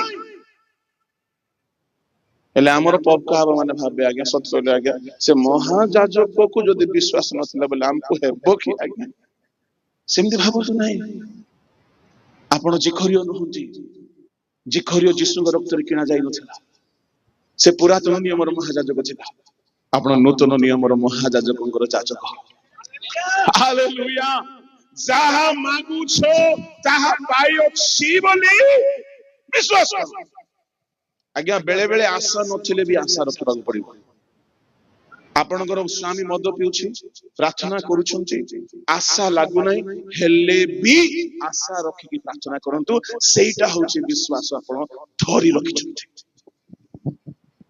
प्रेज द लॉर्ड हालेलुया बेले बेले के कहंती आज्ञा सरकार एमती हेई गला एमती हैला हमको हेबो ठमको हेबो चोपा हबो सब रास्ता बंद हेले भी आशा नथिले मध्य आशा रखिबार अछि एटा होछि विश्वास आज्ञा सबु आडे दुर्भिक्ष सबु आडे गछ सुखिलाणी माछी मल्ला परी पोखरीर माछ मले गाई गोरु मरुछंती सबु जीव जंतु मरुछंती सबु मरुछंती किंतु एलियो दुई बेला seekh kebab tangri kebab tikka kebab butter naan Mughlai paratha lachha paratha praise the Lord hallelujah दुई बेला खाउची आज्ञा कुआडू दुई पैसा मिलबार आशा नाही सुनंतु केते बड़ शत्रु ठिया हेले मध्य केते रास्ता बंद हेई गले मध्य केते विपर्जय परिस्थिति आसले मध्य आशा नथिले मध्य आशा रखिबा होछि विश्वास से विश्वास को शेष जाय धरि रखो आज्ञा संस्था हमको केबे पोसी पारिबो नै आज्ञा मु गोटे संस्था रे अछि मोर दरमा कहले आपण मन छनिया जिवे का कहबे नै बोले कहबे मोर संस्था मते 1000 टका देउछि मु बिशप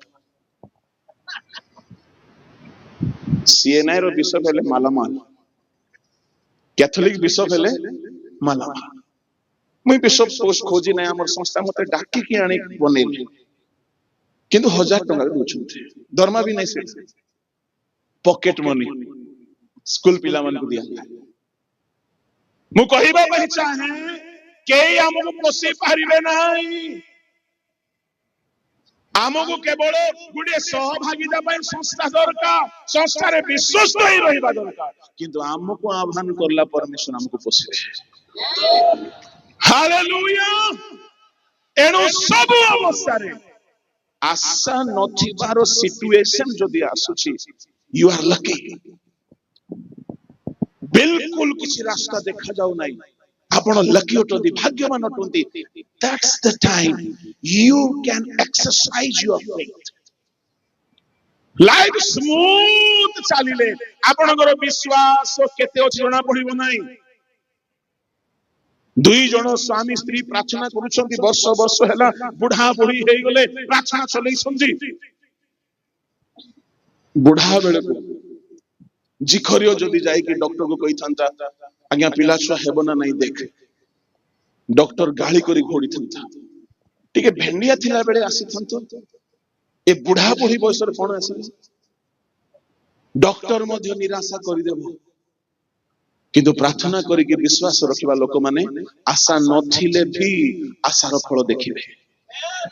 ଏଣୁ ମୁଁ ଆପଣମାନଙ୍କୁ କହିବା ପାଇଁ ଚାହୁଁଛି, ଆଶା ନଥିବା ଜାଗାରେ ବି ଜୀବନର ସବୁ ପରିସ୍ଥିତିରେ ଆଶା ରଖିକି ଚାଲନ୍ତୁ। ଶେଷ ଆରମ୍ଭରେ ଆପଣଙ୍କର ଭଲ ବିଶ୍ୱାସ ଥିଲା, ଶେଷ ଯାଏ ବିଶ୍ୱାସକୁ ଧରି ରଖ। ସବୁବେଳେ ଆପଣଙ୍କୁ ସାହାଯ୍ୟ କରିବା ଲୋକ ମିଳିବେ ନାହିଁ, ସବୁବେଳେ ଆପଣଙ୍କର ଦୁଃଖ ବୁଝିବା ଲୋକ ମିଳିବେ ନାହିଁ। ବେଳେ ବେଳେ ଆପଣଙ୍କୁ ଦୁଃଖ ଦେବା ଲୋକ ବି ମିଳିବେ, ବେଳେ ବେଳେ ଆପଣଙ୍କୁ ସମସ୍ୟାରେ ପକାଇବା ଲୋକ ବି ମିଳିବେ। ଶୁଣନ୍ତୁ, ଆପଣଙ୍କୁ ସାହାଯ୍ୟ କରିବା ଲୋକ ମିଳିଲେ ପ୍ରଭୁଙ୍କୁ ଧନ୍ୟବାଦ ଦିଅ। ଆପଣଙ୍କୁ ଦୁଃଖ ଦେବା ଲୋକ ମିଳିଲେ ତାଙ୍କ ଠାରୁ ଶିଖ କେମିତି ଦୁଃଖରେ ତମେ ଠିଆ ହେଇପାରିବ। ଦୁଇ ଜଣଙ୍କୁ ପ୍ରଭୁ ରଖନ୍ତୁ। ଖାଲି ସୁଖ ଦେବା ଲୋକ ଭଲ ନୁହନ୍ତି, ଦୁଃଖ ଦେବା ଲୋକ ବି ଦରକାର। ସେ ଦିନ ଶୈଦ୍ରକ ମଇଶକ ଓ ଅବେଦନଗର ଲେଖା ଅଛି ପଦ ବୃଦ୍ଧି ହେଲା। ଦାନିଏଲ 3 ଅଧ୍ୟାୟର ଶେଷ 2 ପଦ ପଢୁଛି।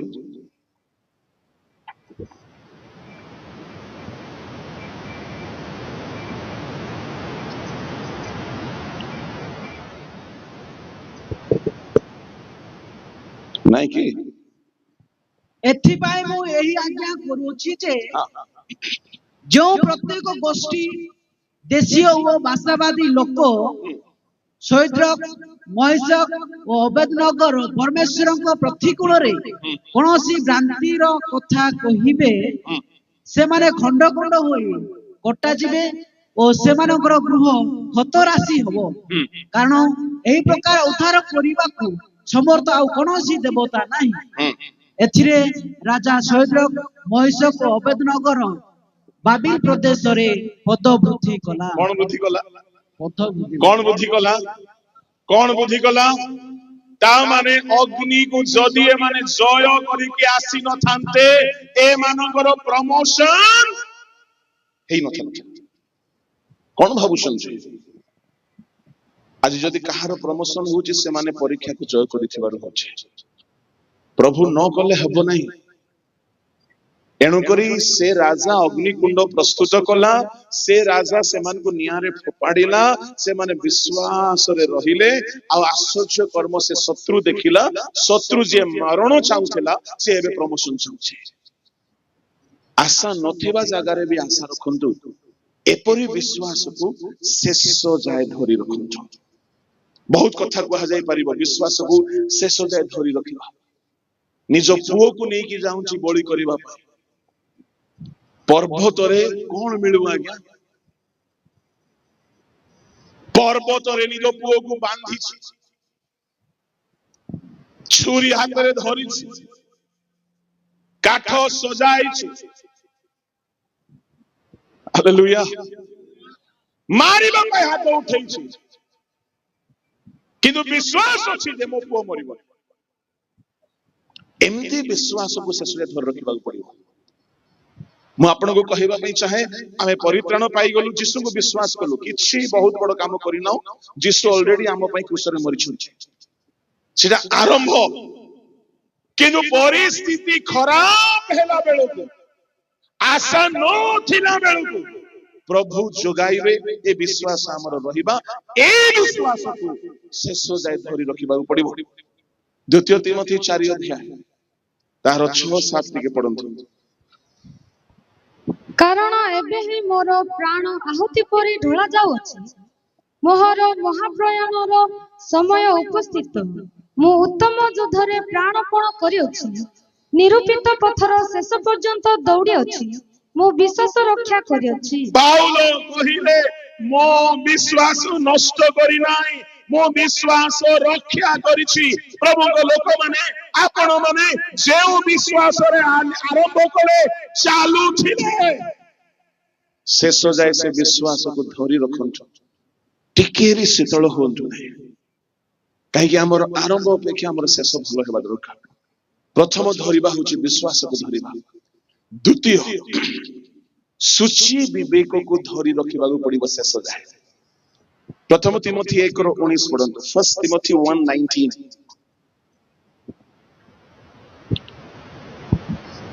जल्दी पढ़ो विश्वास ओ सूची विवेक धरि रख ताहा परित्याग करिबारु केतेकंकर विश्वास रूप जहाज भग्न होई अछि ए स्थान रे धरी रखिबा पाई आओ गुटिए बड़ो तगड़ा विशाल विषय धरी रखिबा पाई कुहा जाउछि कौन सेटा सूची विवेक सुनंदु ईश्वर लोक माने आमे ईश्वर को जदि दुख देछु आमर विवेक आमको जदि आघात करूछे ताहले आमर विवेक को आमे सूची करी धरि ना आमे जदि कार विरुद्ध रे षडयंत्र करी देछु संस्था रे आमर विवेक को जदि आघात दउछि माने आमे सूची विवेक को धरि रखिना आमर सूची विवेक न धरि रखिले कोन क्षति हेबो आज्ञा सेई जगह रे लेखा अछि केतेके सूची विवेक और विश्वास धरि न रखिबारु कोन हेछि से मानकर भांगी जाइछि जहाज जहाज जदि भांगी गला जो आशा रे बाहरी थिले अधा रास्ता रे सर्वनाश हेछि सुनो आपण केते बड़ प्रचारक आपण केते बड़ सेवक किछि जाय आसे नाही बेले बेले बड़ बड़ सेवक देखांती किंतु भितरे असूची विवेक रे बंचु थांते एनो पाउलंकर गोटे साक्ष्य सुनंदु पाउल कोन कर्म कले से साक्ष्य तो देइछंती किंतु केमिति जीवन बिताइले से साक्ष्य भी देइछंती आमे को साक्ष्य देउ बेसी हमको गारे आत्मा लाभ हैला हमको गारे सुस्थ हैला हमको गारे मंडली स्थापन हैला हां एटा प्रभु कले केमती जीवन बीतीछु आमे से साक्ष्य भी देबार छै पाउलो केमती जीवन बीतीछुंते 23:1 पढंतु प्रेरित पुस्तक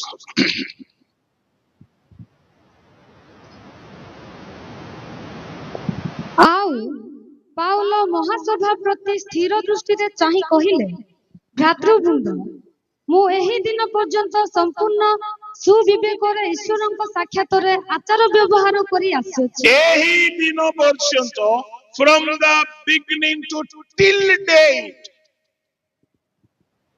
पाउल कहउछंती आरंभरू आजि जाए मु सूची विवेक रे जीवन यापन करूछि आज्ञा केते लोग मंडली पैसा खाई देथिबे केते लोग का विरुद्ध रे कुट्ट खाई देथिबे का विरुद्ध रे षडयंत्र कर देथिबे कार पैसा हडबे नै थिबे का सहित कथा हेउ नथिबे का सहित हाथ मिसौ नथिबे का को देखिले शत्रु को देखिला परि देखुथिबे एमानकर विवेक एमान को आघात करू नै कि दुनिया रो सुप्रीम कोर्ट रो चीफ जस्टिस भूल को भूल ठीक को ठीक कहवा दरकार दरकार पड़िले हेरा फेरी करि पारंती किंतु आम भितरे गुटे सुप्रीम कोर्ट रो चीफ जस्टिस थारु बड़ जने विचारकर्ता अछंती से हला विवेक आपण जनकर सामान चोरी करि देले विवेक आघात करिवो ना नहीं आपण जनकर विरुद्ध रे षडयंत्र करिके तारो डिमोशन करि देबे विवेक आघात करिवो जनक विरुद्ध रे आपण बहुत चर्चा करे विवेक आघात करिवो सेमति जदि आघात कला ताकू ठीक करिवा पई हेले चाहे कि क्षमा मांगो पाउलर जीवनर स्टैंडर्ड देखंतो पाउल केमिति जीवन बितैछि जे केबे हेले तार विवेक ताकू आघात कला भोली किछि काम से करी नाही आरंभरु शेष जाए सूची विवेक धरि रखि छै आज्ञा मु बड़ प्रचारक ही जाई पारे आपण बड़ प्रचारक ही जाई पारंती आपण विश्व मॉडरेटर ही जाई पारंती जदि आपनकर कोनोसी भूल हेतु आपनकर विवेक जदि आपनको आघात करूछि आपण स्वर्ग जाई परिबे नाही, बिल्कुल जाई परिबे नाही। काहे कि भीतरे जणे अछि हमकु सब बेले दोष देखाए, से हेला विवेक।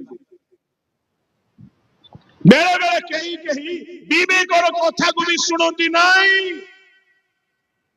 ए विवेकर गोटे समस्या कोन बोली कहिले, विवेक थरे दुई थर तीन थर आघात करिवो तापरे से भी साइलेंट हो जिवो, से सब बेले आघात करिवो नाही। आपण मानकर अनुभूति निहाती थिबो, कोनोसी पाप कले प्रथम रे बेसी दुख लागे, सेही पाप को द्वितीय थर कले दुख लागिबो टी कम लागिबो, सेही पाप बारंबार बारंबार बारंबार कले आउ भीतरे आघात हेबो नाही, विवेक मरि गला। आज केही के हम भीतरे अछंती आघात करिबा भी बंद हो जाय छै, भूल भूल करी लागिबो नाही। प्रभु को लोक माने सेही परि लोक मानकर विनाश हेबो। एनु अनुताप करी यीशु को रक्त रे हम विवेक को सूची करो। एब्री 9:14 पढंत विवेक केमति सूची हेबो। तेबे तेबे जो ख्रीष्ट चिरंतन आत्मा द्वारा अपना को निकुंत बलि स्वरूपे ईश्वर निकट में उत्सर्ग कले, ताहांको रक्त केते अधिक परिमाण रे जीवित ईश्वर सेवा करबा निमंते मृत कर्मरु आममानक विवेक को शुद्ध न करिवो। सेवा करिबा पाई हेले विवेक शुद्ध रहिबार अछि। थरे कोन हैला मु जो अनुष्ठान रे सेवा करूथिली, बालक ऑर्डिनेशन रो समय आसिला। 8 वर्ष 10 वर्ष सेवा करबा लोक मन को डका गला आ कुहा गला साक्ष्य दियो कोन कोन काम करू। जने जने ठिया हेले मो बहुत माड खाइछि, एतकी आत्मा लाभ करिछि। समस्त को साक्ष्य सुनला पर जे हमर सीनियर पास्टर थिले जे ऑर्डिनेशन देबे, से गोटे विचित्र कथा कहले। कोन कहले जानि सुनछ, तुम्हें आत्मा लाभ करिछु, तुम्हें करिना हो अनुग्रह रे हिछ। तुम्हें मंडली स्थापन कलो, तुम्हें करिना प्रभु सहाय्य करिवार हिछ। तुम्हें कोन करिछु आगे हम आका कहि, तुम्हें कलो जे तुम्हें निजे तुम्हें कोन करछो को नाही। आगे इटा नाही, जदि तुम्हें निजे करिबा कथा किछि अछि ठिया है कि तुम्हें गुटे धाड़ी रे जदि कहि देबो, मो आरंभरु आछि जाय मोर विवेक मते आघात कला भलिया मु किछि भूल करि ना, एतकी कहिबार दम अछि। ठिया हो को नले ए वर्ष ऑर्डिनेशन कैंसल। 10,000 दे ऑर्डिनेशन हैला परटा नहीं आगे। आजिकल सस्ता ही जाय छै, बिशप बियरशप एका ही जाय छै। हां हांडी हांडी मत पीबा लोग भी बिशप होचन जायगा। चल छी आपण बिशप होंतु कि न होंतु, सुची विवेक को धरि रखिबा लोक होंतु। Hallelujah hallelujah. ए विवेक जदि हमकु सब बेले आघात देउथिबो, तू भूल करिछु तू भूल करिछु। सुनंतु जदि विवेक को ठीक करिवे नाही कोन हेबो जानि सुनति, जहा इस्कारियत यहूदा सहित हैला आम सहित। इस्कारियत यहूदा विवेकता को आघात कर, तू यीशु को बिकी देलु, तू यीशु को बिकी देलु, हृदय आघात करूची। ए जो हृदय आघात करूथिला एटा होची विवेक। बिना दरमारे गुटे जज अछि आगे हम भितरे, आमे भूल कले हमको सोइबा को देबो नै। आमे भूल कले भितरे भितरे मारिबो, से एमती करि देबो जे निद खराब होई जिवो, आघात करिवो, गंजना करिवो। 3.5 वर्ष सेवा करिथिला, यीशु को पछरे चलीथिला, यीशु को बिकी देला, तार हृदय आघात करूची। सुनो ଇସ୍କାରିୟତ ଜିହୁଦାର ଭୁଲ କୋଉଠି ରହିଲା? ଯେତେବେଳେ ହୃଦୟ ଆଘାତ କଲା, ସେ 30 ମୁଦ୍ରା ଧରିଲା, ଯାଇକି ଯୋଉମାନଙ୍କୁ ବିକିଥିଲା ତାଙ୍କୁ କହିଲା ନେଇଯାଅ, ମତେ ବହୁତ କଷ୍ଟ ଲାଗୁଛି, ମତେ ଦରକାର ନାହିଁ। ସେମାନେ କହିଲେ ତୋର କଥା ତୁ ବୁଝ। ଆଜ୍ଞା, ଆର ଭୁଲ କୋଉଠି ରହିଲା? ଏ ପଇସା ସବୁ ଫିଙ୍ଗଲା ଯାହାକୁ ବିକିଥିଲା। ଶୁଣ, ଯଦି କେହି କାହାକୁ ପଦାରେ ବିକି ଦେଇଛ, ବଦନାମ କରିଦେଇଛ, ଯାହାକୁ ବିକିଥିଲା ତାଙ୍କ ପାଖକୁ ଯାଇ ସେ କ୍ରୁଶରେ ଝୁଲିଲା ଅବସ୍ଥାରେ ଗୋଡ ଧରି କାନ୍ଦି କାନ୍ଦି ଯଦି କ୍ଷମା ମାଗିଥାନ୍ତା, ପ୍ରଭୁ ମୁଁ ଜାଣି ପାରିଲି ନାହିଁ, ମୁଁ ପଇସାର ଲୋଭରେ ପଡିଗଲି, ମୁଁ ଭୁଲ କଲି, ମୁଁ ବିକିଦେଲି, ପ୍ରଭୁ ମତେ କ୍ଷମା ଦିଅ। ଆଜ୍ଞା, ଯୀଶୁ କହିଥାନ୍ତେ କି ତୋର ପାଇଁ କ୍ଷମା ନାହିଁ ବୋଲି କହିଥାନ୍ତେ କି? କୁହନ୍ତୁ। ହଁ, ଆମ ପ୍ରଭୁ ଏମିତି ପ୍ରଭୁ ଯେ କ୍ଷମା ନ ମାଗିଲେ ବି ଯାଚିକି ଦିଅନ୍ତି। Praise the Lord। ଜଣେ ଲୋକ 38 ବର୍ଷ ଶଯ୍ୟାରେ ପଡିଛି, ଯୀଶୁ ଯାଇକି କହିଲେ ପୁଅ ଖଟିଆ ଧରିକି ଚାଲ, ଆଉ କହିଲେ ଆଉ ପାପ କରିବୁ ନାହିଁ। ଆମେ ହେଇଥିଲେ କିସ କିସଟା କରିଥିଲୁ ଆଗରେ କହ ତ? କ୍ଷମା ନ ମାଗୁଣୁ ଆମ ପ୍ରଭୁ ଯାଚିକି କ୍ଷମା ଦିଅନ୍ତି। ଆଉ ଆମେ ଯା କହିଲେ ସେ ଆଗରେ ମତେ ତୁଣ୍ଡେଇ ଆସୁଛେ, ତାରପରେ ଦେଖବା କ୍ଷମା ନାହିଁ, ଦେଖବା ସେ ଆଗରେ ମତେ ଫୋନ କରୁଛେ, ତାରପରେ ମୁଁ ଚିନ୍ତା କରିବି କ୍ଷମା ଦେବି ନା ନାହିଁ। ଆମେ ସ୍वर्ଗ ଯିବୁ କି ଆଜ୍ଞା? ଆରମ୍ଭ ଭଲ ଥିଲେ ଶ୍ରଦ୍ଧା ହୁଅନ୍ତୁ ନାହିଁ, ଶେଷ ଭଲ ହେବାର ଅଛି। ଗୋଟିଏ ସୁଯୋଗ ଥିଲା ଆଜ୍ଞା ଜିହୁଦା ପାଇଁ। ଯୀଶୁ କ୍ରୁଶରେ ଝୁଲୁଛନ୍ତି। ମୁଁ ଆପଣଙ୍କ ପାଇଁ ଗୋଟେ ପ୍ରଶ୍ନ ରଖିବି, ଆଜ୍ଞା ଜିହୁଦା ବିକିଥିଲେ ବି ଯୀଶୁ ଝୁଲିଥାନ୍ତେ, ଜିହୁଦା ନ ବିକିଥିଲେ ବି ଯୀଶୁ ଝୁଲିଥାନ୍ତେ ନା ନାଇଁ? ଏ ବିକିଲା ବୋଲି ଆଗ ଝୁଲିଲେ କି ନାଇଁ? ଏ ଝୁଲିଥାନ୍ତେ, ତାଙ୍କର ଝୁଲିବାର ଥିଲା। କିନ୍ତୁ ୟାକୁ ଶୈତାନ ବ୍ୟବହାର କଲା ଜଲ୍ଦି କାମ କରିବା ପାଇଁ। କିଛି କିଛି ସେବକ ମାନଙ୍କୁ ଶୈତାନ ବ୍ୟବହାର କରେ। ଆଉ ଶୁଣ, ଯେ ନିଜର ବିବେକର ଆଘାତକୁ ନ ଶୁଣିକି ବାରମ୍ବାର ପାପ କରେ, ମନେ ରଖ ତାକୁ ଶୈତାନ ବ୍ୟବହାର କରୁଛି। ସେ ଯେଡେ ବଡ ସେବକ। ସେଦିନ ଯଦି ଇସ୍କାରିୟତ ଜିହୁଦାର ବିବେକ ତାକୁ ଆଘାତ କଲାବେଳେ ସେ ଯଦି ଯାଇକି ଗୋଡ ଧରି କାନ୍ଦିଥାନ୍ତା, କ୍ରୁଶର ସପ୍ତବାଣୀରେ ଆଉ ଗୋଟେ ବାଣୀ ଆଡ ହେଇଥାନ୍ତା, ଯୀଶୁ ସ୍ୱତନ୍ତ୍ର ଭାବରେ ଜିହୁଦାକୁ କ୍ଷମା ଦେଇଥାନ୍ତେ, ସେ ରକ୍ଷା ପାଇ ଯାଇଥାନ୍ତା। ମୁଁ କହିବା ପାଇଁ ଚାହେଁ, ଆଜିର ଏ ସଭାରେ ବାକ୍ୟ ଶୁଣିକି ଚାଲି ଯାଆନ୍ତୁ ନାହିଁ। ଯଦି ଆପଣ କାହା ବିରୁଦ୍ଧରେ କିଛି କରିଛନ୍ତି, ତୁମର ବିବେକ ଆଘାତ କରୁଛି, ଆଜି ହିଁ କ୍ଷମା ମାଗନ୍ତୁ। ଯଦି ନାଇଁ ଆପଣ କହିବେ ଆରେ ମୋର ମାନ ସମ୍ମାନ ପଳେଇବ, ମୋର ଇଜ୍ଜତ ମହତ ପଳେଇବ, ଚୋପା ତୁମେ ନରକ ପଳେଇବ। ଆଜ୍ଞା, ଇସ୍କାରିୟତ ଜିହୁଦା ନରକଗାମୀ ହେଲା, ଅବିଶ୍ୱାସ ହେଲା, ଅନ୍ତ ବୁଜୁଳି ଫାଟି ପଡିଲା, ତାର ବାସସ୍ଥାନ ଶୂନ୍ୟ ବୋଲି କୁହାଗଲା। କାହିଁକି? ତାର ନାମ ଲୁପ୍ତ ହଉ ବୋଲି କୁହାଗଲା। ଶୁଣ, ତୁମର ବିବେକ ଆଘାତ କରୁଛି, କାହାକୁ ଦୁଃଖ ଦେଇଛ, କ୍ଷମା ମାଗିନାଅ। ଯଦି ତୁମେ ବି ସେମିତି ଶକ୍ତ ଗ୍ରୀବ ହେଇକି ରହିବ, କ୍ଷମା ମାଗିବ ନାହିଁ, ସୂଚି କରିବ ନାହିଁ ବିବେକକୁ, ସୂଚି ବିବେକ ଧରି ରଖିବ ନାହିଁ, ଆମର ମଧ୍ୟ ଅବସ୍ଥା ସେମିତି ହେବ। ତେଣୁ ମୁଁ କହିବା ପାଇଁ ଚାହେଁ, ଆମେ ସୂଚି ବିବେକ ଧରି ରଖୁ। ଏହା ଦ୍ୱିତୀୟ ବିଷୟ।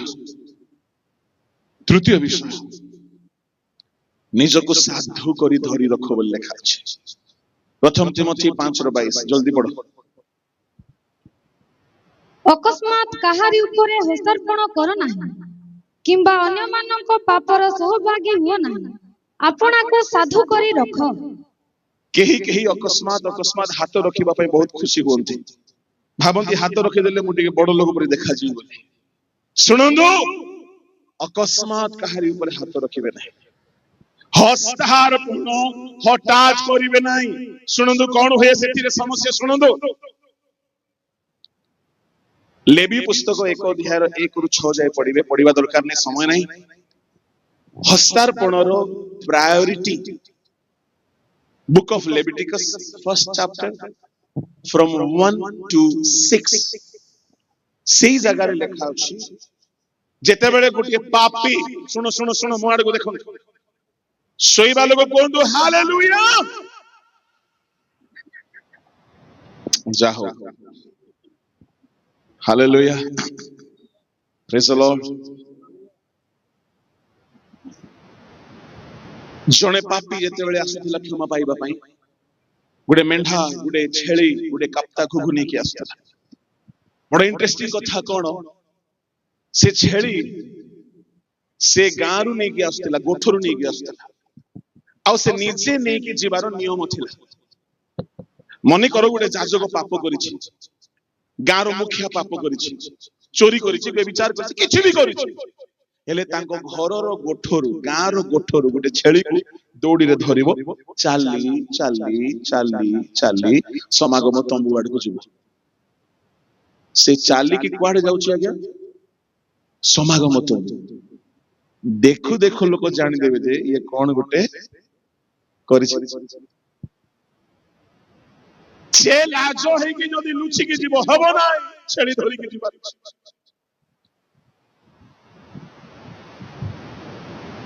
ଆମେ ବେଶୀ ଲାଜ ହଉଛୁ ପାପ ସ୍ୱୀକାର କରିବା ସାବଧାନ ଆଉ ଶୁଣନ୍ତୁ ଈଶ୍ୱରଙ୍କ ଲୋକମାନେ ଗଲା ପରେ ସେ ଯାଜକ ସମ୍ମୁଖରେ ପାପ ସ୍ୱୀକାର କରିବ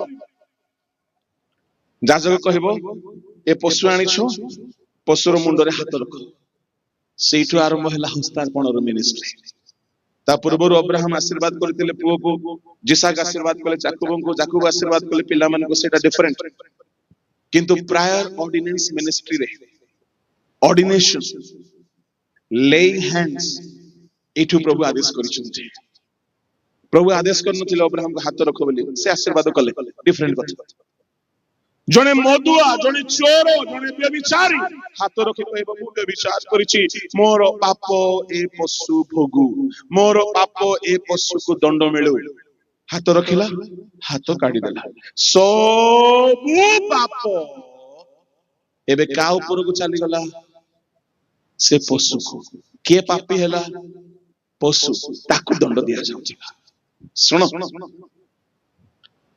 ଏଇଠୁ ଆରମ୍ଭ ହେଲା ହସ୍ତାର୍ପଣର ସେବା ଜଣେ ଲୋକର ଭିତରେ ଯାହା ଅଛି ହସ୍ତାର୍ପଣରେ ତାହା ଟ୍ରାନ୍ସଫର ହୁଏ ଏଣୁ ପିତର କହିଲେ ମୋ ଆଡକୁ ହାତ ବଡ ହାତ ଧରିଲା ମୋର ସୁନା ନାହିଁ କି ରୂପା ନାହିଁ କିନ୍ତୁ ଯାହା ଅଛି କଣ ଥିଲା ଆଜ୍ଞା ଯୀଶୁଙ୍କ ନାମର ଶକ୍ତି ଥିଲା ଏ ହାତ ଦେଇକି ବାହାରିଲା ମୁଁ କହିବା ପାଇଁ ଚାହେଁ ଜଣେ ଯଦି ମଦ ପିଇବା ଲୋକ ବ୍ୟଭିଚାରୀ ଲୋକ ଦୁନିଆ ଧନ୍ଦା କରିବା ଲୋକ ଧଳା ପୋଷାକ ପିନ୍ଧି ଧାର୍ମିକ ଦେଖେଇକି ଆସିଲା ତମର ମୁଣ୍ଡରେ ହାତ ରଖିଲା ତାର ଭିତରେ ଥିବା ବ୍ୟଭିଚାର ଭୂତ ତମର ଭିତରକୁ ପୁସେରୁ କୁହନ୍ତୁ ପୁସାମୁ ଗଲୁମ ଲେମ୍ପୋ ଏଠି କିଏ ନାହାନ୍ତି ବୋଧେ ମୁଁ ଜଣେ ଆଗ ସୌରା ପ୍ରେଜ୍ ଦ ଲର୍ଡ ହାଲେଲୁୟା ଶୁଣ ଏଣୁ କରି ସମସ୍ତଙ୍କ ଉପରେ ହାତ ରଖିବାର ନାହିଁ କାହିଁକି ଏପଟରୁ ଯାହା ଥିବ ସିଆଡେ ଥିବ ଯଦି ଏଠି କିଛି ନାହିଁ ଖାଲି ଫମ୍ପା ମାଠିଆ ଧଳା ଲୁଗା ପିନ୍ଧିଛି ବିଶପ ଦେଖେଇ ହଉଛି ଭିତରେ କିଛି ନାହିଁ ତା ଭିତରେ ଯଦି ଭୟଙ୍କର ବ୍ୟଭିଚାରର ପାପ ଅଛି ସେଇଟା ସିଆଡୁ ଇଆଡେ ଟ୍ରାନ୍ସଫର ହେଇଯିବ ଏଣୁ କରିକି ପାଉଲ କହିଲେ ତିମୋଥୀ ତୁ ଭେଣ୍ଡିଆ ଟୋକାରେ ବାପା ହଠାତ୍ କା ଉପରେ ହାତ ରଖେ ନା ନିଜକୁ ସାଧୁ କରିକି ଧରିର ହଠାତ୍ ରଖିବେ ନାହିଁ ହାତ ହସ୍ତାର୍ପଣ ଗୋଟେ ସ୍ୱତନ୍ତ୍ର ସେବା ଅଟେ ତାହା ବରିଷ୍ଠ ସେବକ ମାନଙ୍କୁ ପ୍ରଭୁ ନିଜେ ଦିଅନ୍ତି ସମସ୍ତେ ରଖିବା କଥା ନାହିଁ ହସ୍ତାର୍ପଣ ଦ୍ୱାରା ଯଦି ଆମ ଭିତରେ କୌଣସି ଶକ୍ତି ଥାଏ ତାହା ସ୍ଥାନାନ୍ତରିତ ହୁଏ ହିଲିଂ ଥାଏ ଯାଏ କୌଣସି ପାୱାର ଥିବ ଯିବ ଯଦି ନାହିଁ ତା ଭିତରେ ଯଦି ଭୟଙ୍କର ପାପ ଥିବ ପଳେଇ ଆସିବ ଏଣୁକରି କିଛି ସେବକ ମାନେ ସେଲୁନ କୁ ଯାଉନାହାନ୍ତି ସେ କି ପାପ କରି ସାଦଲି ପକେଇବ ମୁଣ୍ଡ ବୋଲେ କଣ ହେବ ଆଜ୍ଞା ବୁଝଲାସ୍ ଆଙ୍କେ କୋ ଭାଷା ବୁଝୁନାହାନ୍ତି ଆଜ୍ଞା ଦେଶିଆ ବି ବୁଝୁନାହାନ୍ତି କୋଇ ବି ନାହିଁ ସୌରା ବି ନାହିଁ ଗ୍ରୀକ ଏବରି କହିବି କି बोलो यीशु महाराज की ହାଲେଲୁୟା ପ୍ରେଜ୍ ଦ ଲର୍ଡ। ଖାଲି ଆପଣ ମାନେ ବିଆଇସି ର ନୁହନ୍ତି, ମୁଁ ବି ବିଆଇସି। ମୁଁ କହିବା ପାଇଁ ଚାହେଁ, ଆପଣଙ୍କୁ ସାଧୁ କରି ଆମେ ଶେଷରେ ଧରି ରଖିବା ଦରକାର।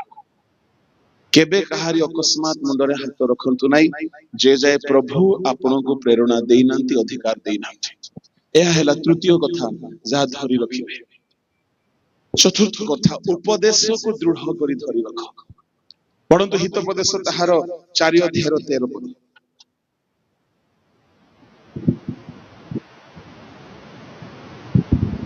ଉପଦେଶ ଦୃଢ କରି ଧର, ତାକୁ ଛାଡି ଦିଅ ନାହିଁ, ତାକୁ ରଖ, କାରଣ ତାହା ତୁମ୍ଭର ଜୀବନ। ଉପଦେଶ, ଯେଉଁ ବାକ୍ୟ, ଯେଉଁ ଶିକ୍ଷା ପ୍ରଭୁ ଆପଣ ମାନଙ୍କୁ ଦେଇଛନ୍ତି, ସେ ଶିକ୍ଷାକୁ ଧୀରେ ଧରିଲେ ହେବ ନାହିଁ। ଆଜ୍ଞା ଶୁଣ, ଉପଦେଶ ଧରିବା ପାଇଁ ହାତ ଦ୍ଵାରା ଧରା ଯାଏ ନାହିଁ। ଉପଦେଶକୁ କେମିତି ଧରିବେ? ଉପଦେଶକୁ ଆଦମ ହବା ଧରିଥିଲେ, ଶୈତାନ ଆସିକି ଛଡେଇ ନେଲା। ତାମାନେ ବାକ୍ୟ ଧରିବା ପାଇଁ ହେଲେ ଆଦମ ହବା ଯୋଉ ଭୁଲ କଲେ, ସେ ଭୁଲ ଆପଣ ନ କରନ୍ତୁ। ଯେ ଯାଏ ଆଦମ ହବା ଈଶ୍ୱରଙ୍କ ବାକ୍ୟକୁ ଧରିଥିଲେ, ଶୈତାନ ତାଙ୍କ ଉପରେ କିଛି ବି କରି ପାରୁନାହିଁ। ବାକ୍ୟକୁ ଧରି ରଖିବାକୁ ପଡିବ। ଆଜ୍ଞା, ଶୈତାନ ଯୀଶୁଙ୍କ ପାଖକୁ ଆସି କଣ ଚେଷ୍ଟା କଲା ଜାଣିଛନ୍ତି? ଯୀଶୁ କେମିତି କରି ହେଲେ ଟିକେ ବାକ୍ୟର ଅନାଜ୍ଞା ହେଇଯାଉ, ବାସ୍। ତାମାନେ ଶୈତାନର ସବୁବେଳେ ଚେଷ୍ଟା ହେଉଛି ଆପଣ କେମିତି କରି ହେଲେ ବାକ୍ୟ ଛାଡି ଦିଅନ୍ତୁ ଟିକେ।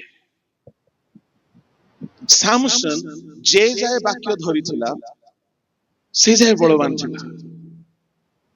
ସାମସନର ବଳ ବାକ୍ୟ ମାନିବାରେ ଥିଲା। ମାନୁଛନ୍ତି ଆପଣ ମାନେ? ଆମେ ଶୁଣିଛୁ କଣ, ମସ୍ତକର କେଶରେ ଥିଲା। ଏଇଟା ଅଧା କଥା। ସାମସନର ବଳ ମସ୍ତକର କେଶରେ ଥିଲା, ଏହା ଅର୍ଧ ସତ୍ୟ ଅଟେ। ଆଜ୍ଞା, ଜଣେ ନାସରୀୟ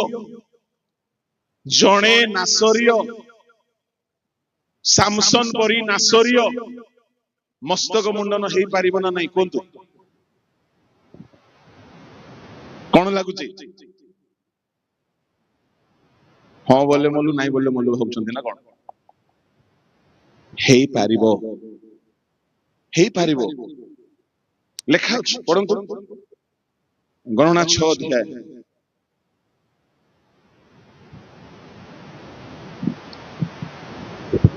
ବାହାର କଲେ 6 ଅଧ୍ୟାୟ। ହଁ, 1ରୁ ପଢି ଚାଲ ଝିଅ। ଟିକେ ଟିକେ ଜୀବନ ଥିଲା ପରି ପଢ ତ, କିଏ ଭଲ ପଢିବ। ଅନନ୍ତର ସଦାପ୍ରଭୁ ମୋସାଙ୍କୁ କହିଲେ, ତୁମ୍ଭେ ଇସ୍ରାଏଲ ସନ୍ତାନ ଗଣକୁ କୁହ, କୌଣସି ପୁରୁଷ କି ସ୍ତ୍ରୀ ସଦାପ୍ରଭୁଙ୍କ ଉଦ୍ଦେଶ୍ୟରେ ପୃଥକ ହେବା ନିମନ୍ତେ ଯେବେ ନାସରୀୟ କୌଣସି ବିଶେଷ ବ୍ରତ କରେ, ତେବେ ସେ ଦ୍ରାକ୍ଷାରସ ଓ ଠିକ ଅଛି, ପୁରା ପଢିବା ଦରକାର ନାହିଁ। 5 ପଦରେ ଲେଖା ଅଛି, ସେ ମସ୍ତକର କେଶ ବୃଦ୍ଧି ପାଇବାକୁ ଦେବ। 6ରେ ଲେଖା ଅଛି, ଶବ ନିକଟକୁ ଯିବ ନାହିଁ। ଇନ କେସ୍ ଯଦି ସେ ଶବ ନିକଟକୁ ଚାଲିଗଲା, ଅଶୁଚି ହୋଇଗଲା, ତାହେଲେ ସେ କଣ କରିବ? ପଢନ୍ତୁ ତାହାର 9 ପଦ। ଆଉ ଯେବେ କୌଣସି ମନୁଷ୍ୟ ହଠାତ୍ ତାହା ନିକଟରେ ମରିବାରୁ ସେ ଆପଣା ପ୍ରତିଷ୍ଠିତ ମସ୍ତକ ଅଶୁଚି କରେ, ତେବେ ସେ ଶୌଚ ଦିନରେ ଆପଣା ମସ୍ତକ ମୁଣ୍ଡନ କରିବ, ଅର୍ଥାତ୍ ସେ 7ମ ଦିନରେ ତାହା ମୁଣ୍ଡନ କରିବ। ଜଣେ ନାସରୀୟ ଯଦି ଅଶୁଚି ହେଇଯାଏ, ମସ୍ତକ ମୁଣ୍ଡନ କରିବ।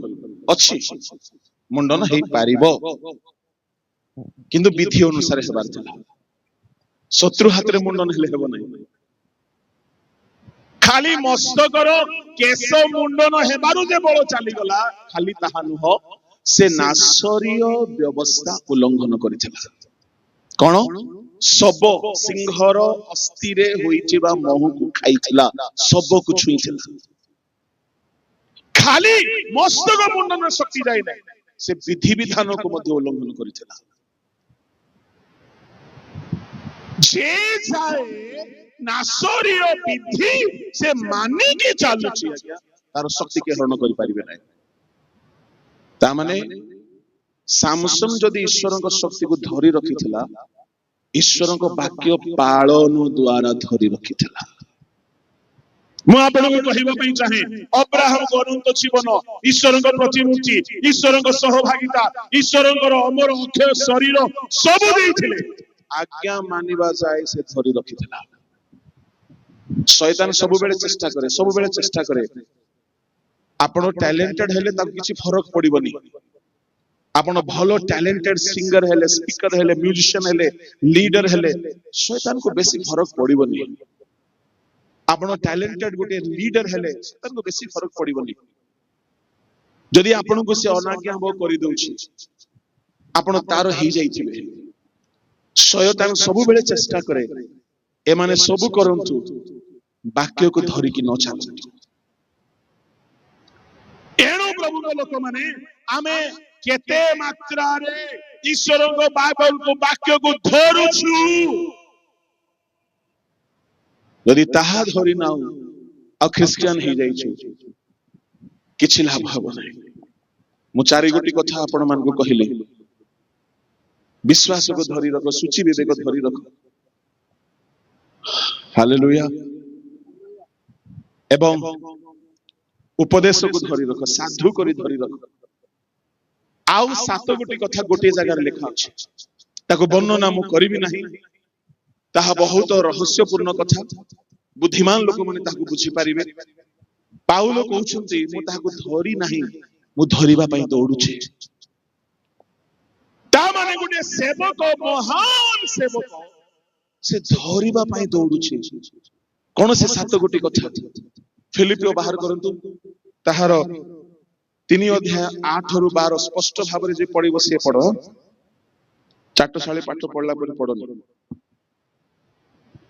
हाँ प्रकृत रे मो मोहर प्रभु ख्रीष्ट जीशुଙ୍କ ज्ञानर उत्कृष्टता निमंते समस्त विषय क्षतिजनक बोली गण्य करे।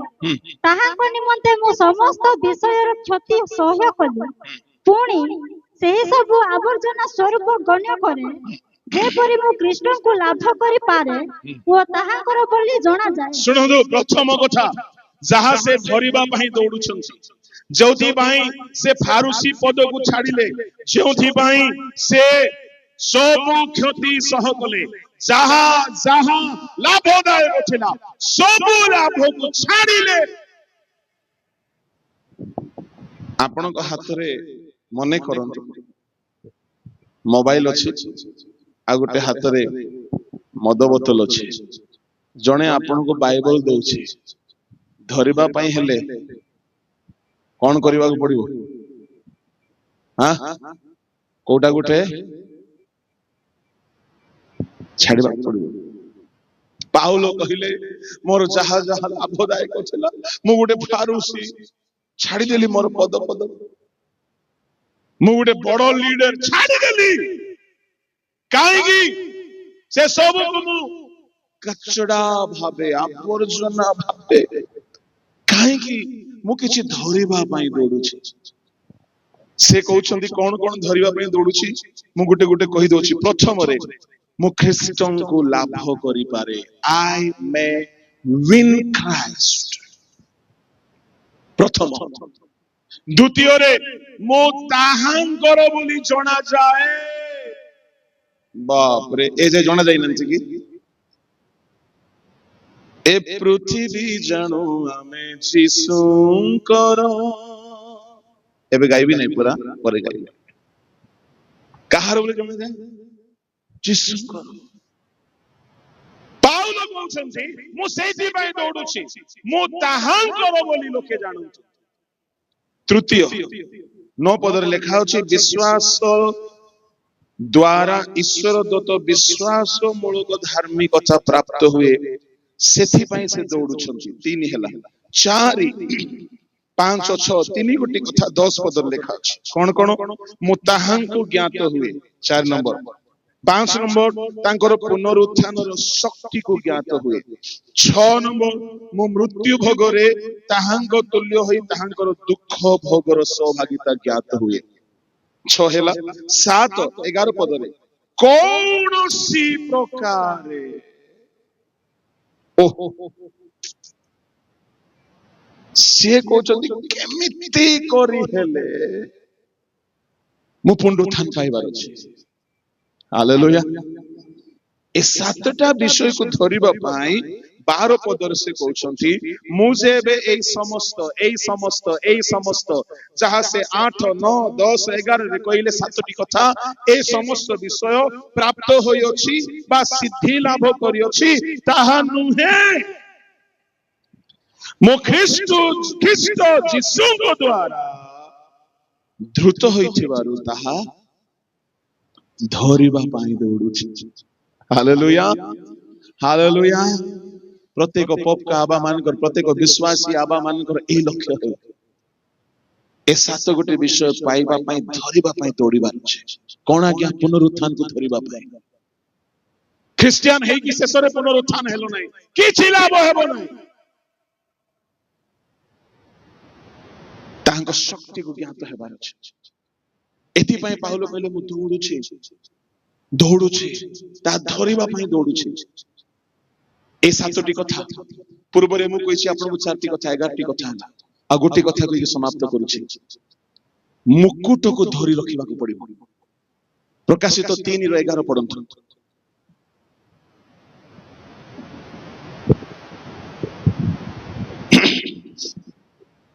आम्बे शीघ्र आसुअछु तुमर मुकुट जेपरि केही हरण करी न निए एति निमंते तुमर जहा अछि ताहा दृढ़ रूपे धरि रख।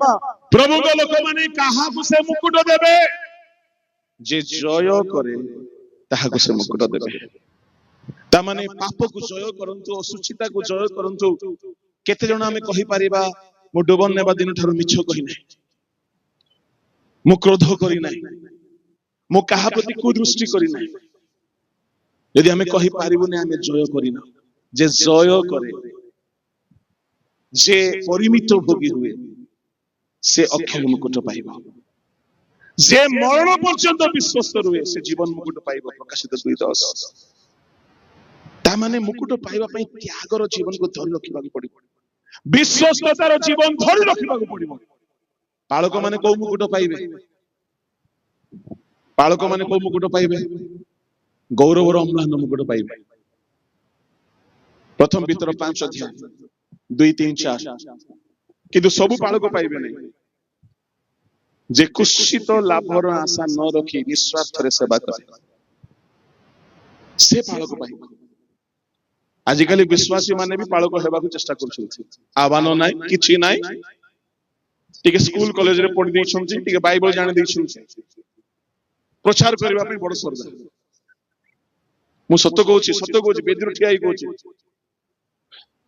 मु बेले बेले भाबु थाए आज आ का कोले सुजोग मिलु पुणी मते टिके बसबा को मिलु।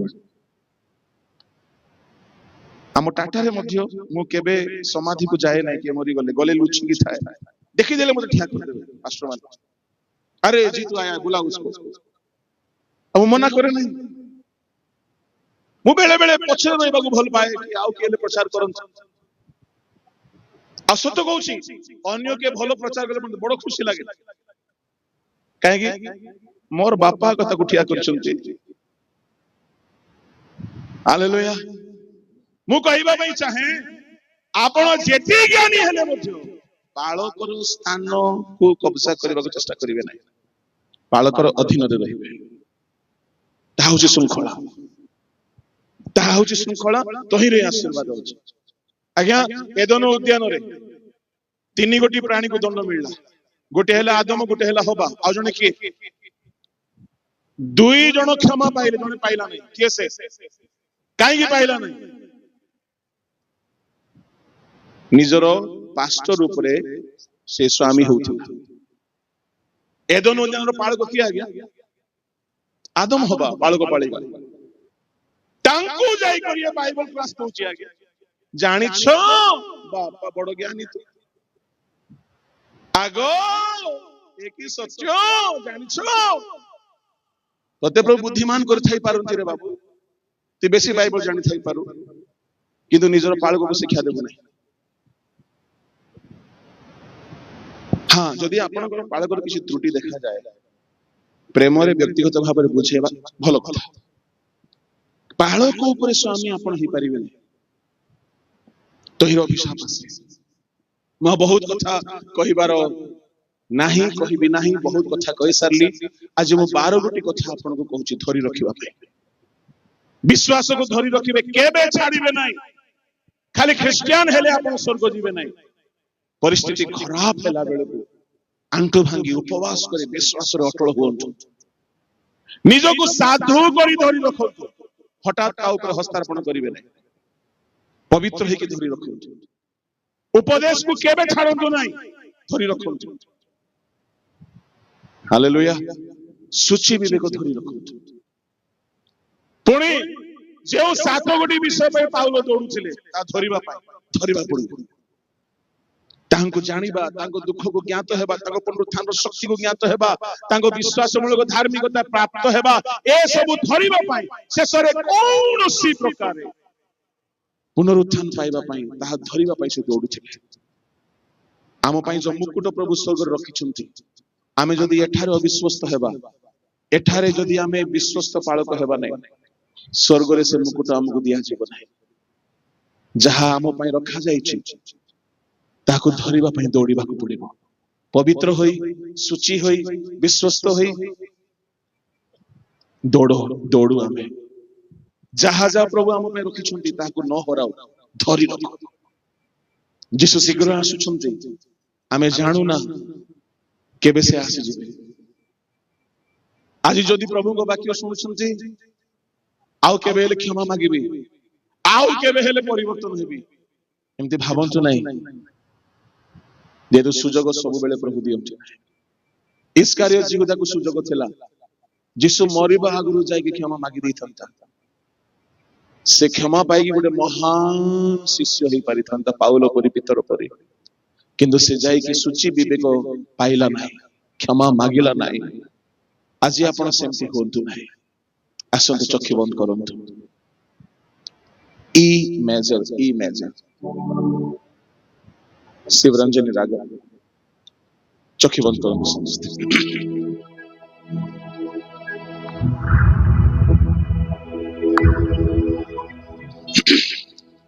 ଯଦି ଆଜି ବାକ୍ୟରେ ପ୍ରଭୁ କଥା କହିଛନ୍ତି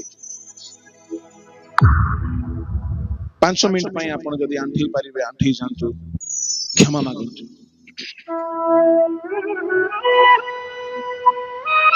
ଆଜିର ଦିନ କ୍ଷମା ପାଇବାର ଦିନ ହଉ ସୂଚି ବିବେକ ଧରି ରଖିବାର ଦିନ ହଉ ଆଜିର ଦିନ କିଛି ନୂଆ ହେଇକି ଯିବାର ଦିନ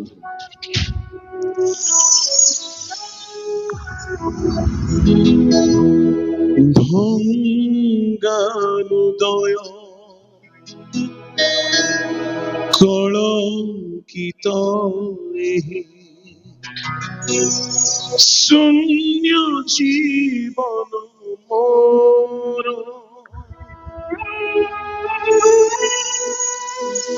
তুম উপযোগী পাত্র করি প্রভু তুম উপযোগী পাত্র করি প্রভু কর মতে ব্যবহার কর মতে ব্যবহার